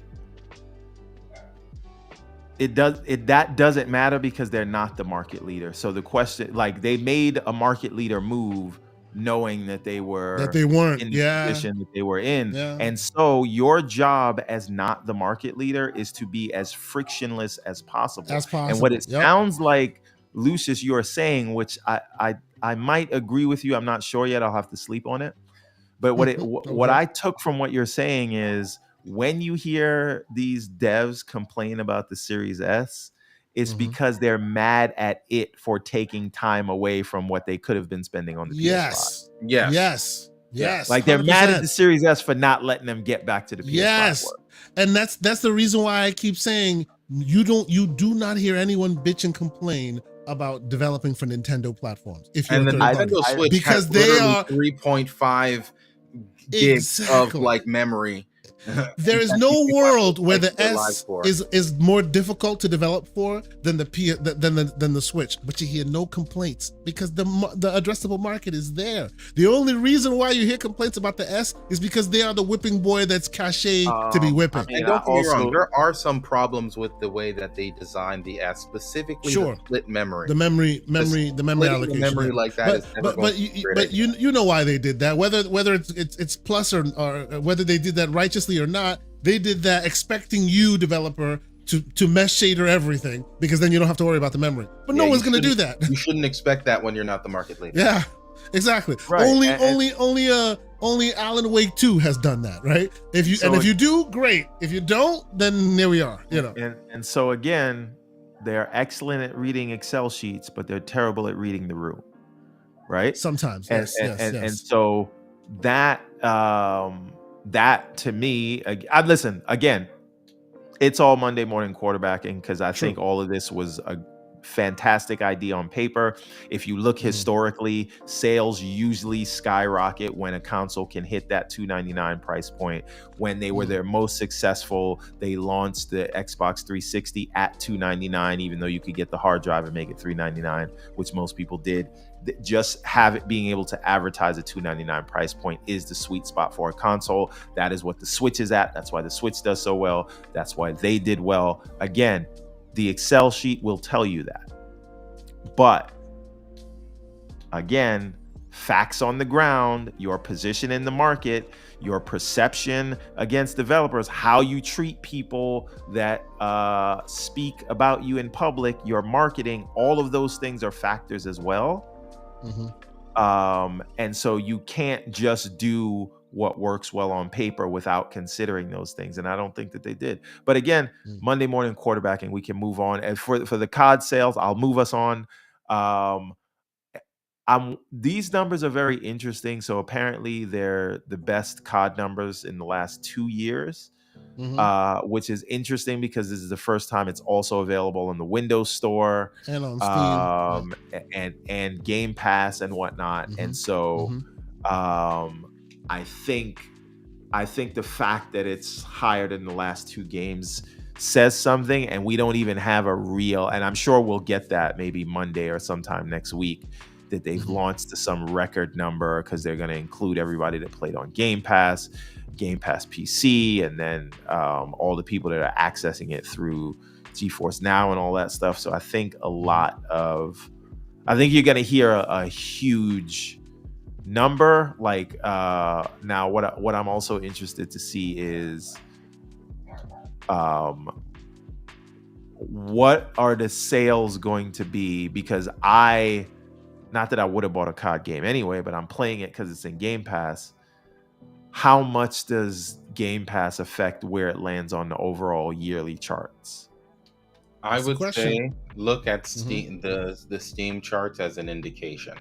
Right now, it's like some of the highest concurrent players that it's had in a very long time, and this is just from the launch. This is probably one of the biggest launches on Steam. Where people have to buy the game because it's not available on Game Pass. It seems as if the Game Pass launch was relatively successful, and my understanding is that it still sold pretty well on PlayStation. So, like you said, on Monday, we might get the numbers, and they might be big. But what I do want to talk about is how a couple journalists tried to prime the pump and be Absolutely. like, oh, well, this might lead to 2 or 3 million Game Pass subscribers, but they're gonna lose 6 million in sales. And I'm like, well, how does that number work? And that's not even the most egregious number that we'll talk about later. But like, how does that number work when they would gain 2 to 3 million subscribers, but then lose 6 million sales? Where does that 6 million sales Where's the gap come from? from? I'm very confused. Yeah, people are not buying it simply because it's on Game Pass, but also not jumping on Game Pass to play it. That doesn't make any sense. So, but this is like you said with the priming the pump. This is the false dichotomy or Sophie's choice that they set up. They're gonna if the Game Pass numbers skyrocket because of it, they're gonna say, well, you lost that many sales. So if they say we got 5 million Game Pass signups because of this, then they're gonna say those are 5 million lost sales. That must be a loss, right? And then if it's vice versa, where they say we had the highest day one sales in 5 years, and they go, oh well, then Game Pass is not sustainable. Exactly. Yes, right? I know. So it's a false dichotomy. There's no winning. Sort of, what do you call it? It's gonna be spun in a way that it looks bad somehow. It's a catch-22. It's a perfect catch-22. Right. And here's the best thing. What they're gonna say is, even if it does record sales and it leads to record Game Pass signups, which the previous record holder is Starfield, even though people try to tell you that was a flop or mid. If it leads to record Game Pass signups and it is also doing record sales numbers, you know what they're going to say? Well, how long will those people stay subscribed? Subscribed. Yes. Right. Absolutely. And they'll give you a non-determinate amount, right? And they're not going to take into. They're not going to take. Microsoft stop trying to please these people when it's very clear when there's no metric in which they will ever be measured at success. As soon as Hellblade 2 came out looking the way that it did, and you had people asking graphics didn't matter anymore. It doesn't like, and that's when I started being like, okay, I don't think there's anything that they can do. But you're onto something amazing, Lucious, that we got to go, so we won't talk about it now. But like, watch how the goalpost gets moved, right? From PC day and date to graphics matter to graphics don't matter, it's gameplay, to first party roadmaps matter to now it doesn't, to Metacritic score averages mattering until someone wins Publisher of the Year from Metacritic, and then those don't matter. Who cares about Metacritic publishers? So what I'm saying is, arguing with people who are not arguing in good faith or debating in good faith, it's not even worth it. Right. And it falls back on us or whoever is arguing with the bad faith person to realize at this point, these aren't arguments that are worth having. At this point, like taking those arguments seriously is more on you than on them, because we already know that those arguments are bad faith. They just are. Mr. BT Maverick 707 with a $5 super chat. He'll close us out with a very interesting question that I wanted to have a quick chat about, which is, do we think Steam will ever get that anti-cheat addressed for their Steam Deck so games like COD, Destiny, and others will be playable? Now, first off, I will say it's not Steam that has to do that. That's the first part. But I will let Mr. Everborn Saga go ahead. Go ahead. I think, and I'll keep coming back to this, we need to watch what happens with the fallout of that CrowdStrike thing that happened, right? Okay. Because Microsoft, a lot of people blame Microsoft for that, but they don't understand that Microsoft was forced by regulators to allow low-level kernel access to Windows. And which then gives other third parties the ability to do things like this. And that is what CrowdStrike used, but it is also what some of these other guys, Denuvo and the other anti-cheat stuff, right? Now, Microsoft is saying, see, look what happened. CrowdStrike messing up basically shut down the whole world for like 6 hours. We shouldn't have to give low-level kernel access, and this is what we warned you about. let us control that. And there are other ways. And the reason Proton has not found a way to emulate stuff that has that low level kernel access. But here's the thing, though. I will correct you on one note. It is able to do that. It's just the vendors, in this case, like for example, he mentioned Destiny. Destiny was runnable via Proton day one. It was Bungie themselves who banned you for using it because they don't trust their anti-cheat working well and doing what anti-cheat's supposed to do on the Linux side. So it's not to say that Proton doesn't work. It definitely works. It's just the people who let you play those games see you're using Proton converted games and they'll ban you because of it. And let's be it's clear. not incompatibility. Last thing I'll say, technological reason why they're doing that. I just want to say one more thing, They're Lucious. cowards, but it's because Linux allows. It's because Linux allows for exactly everything, and that's they why can't control that. Yes. And last thing I'll say is if Microsoft is successful going back to the regulators and removing that low level access, I think that there'll be a lot, whether people are allowing it or not. I think that that Proton and whatever else will be able to just run, and people will have less incentive to block Proton and Linux and things like that. So I like, we're a long road before getting there, but to answer the question, I think that if Microsoft is successful with locking down kernel level access, and then those anti-cheat stuff, software has to work at a higher level, then it'll be easier for things like Proton to support. On Windows, I understand, right? I understand what Microsoft is saying because on Windows, they've always had backdoors are hard to achieve, relatively, to the consumer. Right? I mean, you give her enough drinks, she'll Lord help us. No, but in general, and that's the reason why Microsoft is advocating to lock down kernel level access, because then it makes it far more difficult. It actually speaks to what we're describing here on the Linux side, which is it's like you only have one door to come in and one door to leave, but on the Linux side, it's inherently had multiple entry points. That is Linux. It always has been Linux. So even though Proton does a great job of being able to do that translation, because to this day, if Bungie hadn't put that kibosh on it, you could go in and run the game and it runs just fine. People were running it until Bungie started blocking them. It's because that operating system and operating systems of the like inherently have more ways of access to be able to get in the background and do cheat stuff, even with anti-cheat running. And they don't want that. They don't want the ability, well, because it's Linux, it kind of circumvents the anti-cheat process in the first place. So instead of doing the hard work of actually like filling all those gaps, they just will block it, ban it outright, right? From my perspective, it's in the best interest of the Denuvos of the world and all these other anti-cheat software to find new ways to convince these vendors, the people that use them, like Bungie, that hey, our new version can stop all of them, even on the Linux side. And so far, none of them have been able to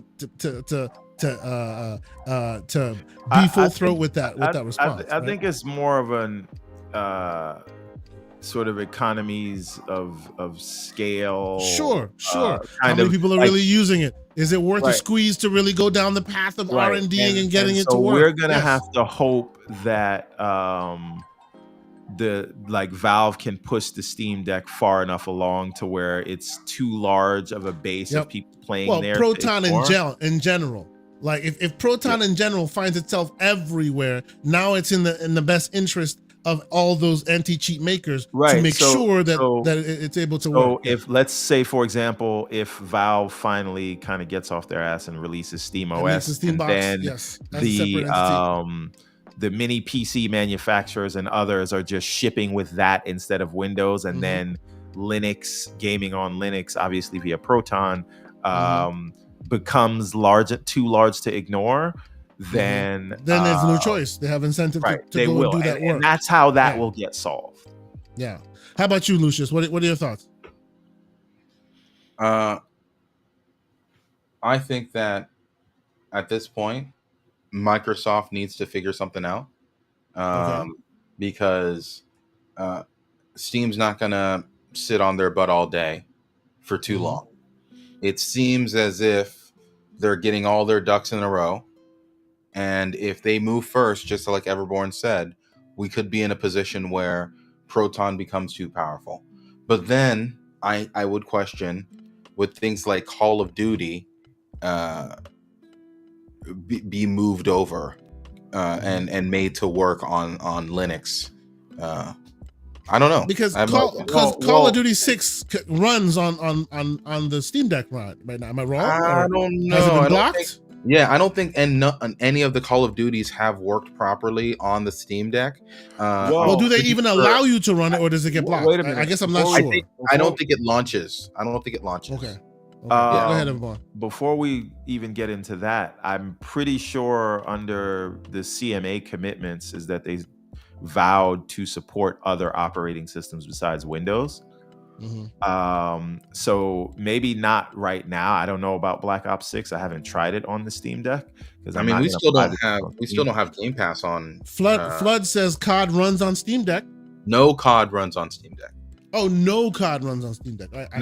Comma.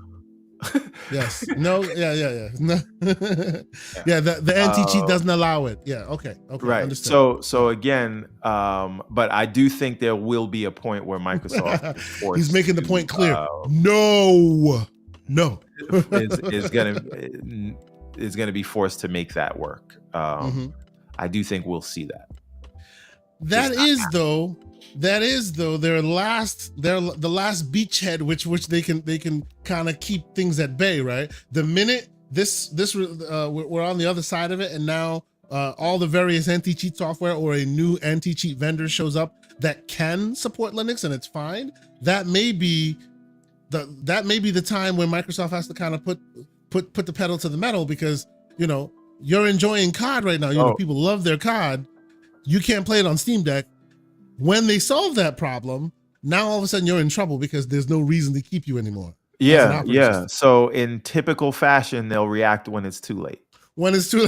And then act like everybody's not giving them a fair shake. When they've been telling you the whole time, do this, that, and the other. But whatever. It is what it is, ladies and gentlemen. I hear you, sir. I hear you. But okay, so we are around 3 hours and 23 people. We have almost 200. Yes, and we have almost 250 people in the chat, in the chat and or watching on various platforms that we've been streaming to. Thank you guys so much for continuing to stick with us. We appreciate y'all. But I think we're at the end of it.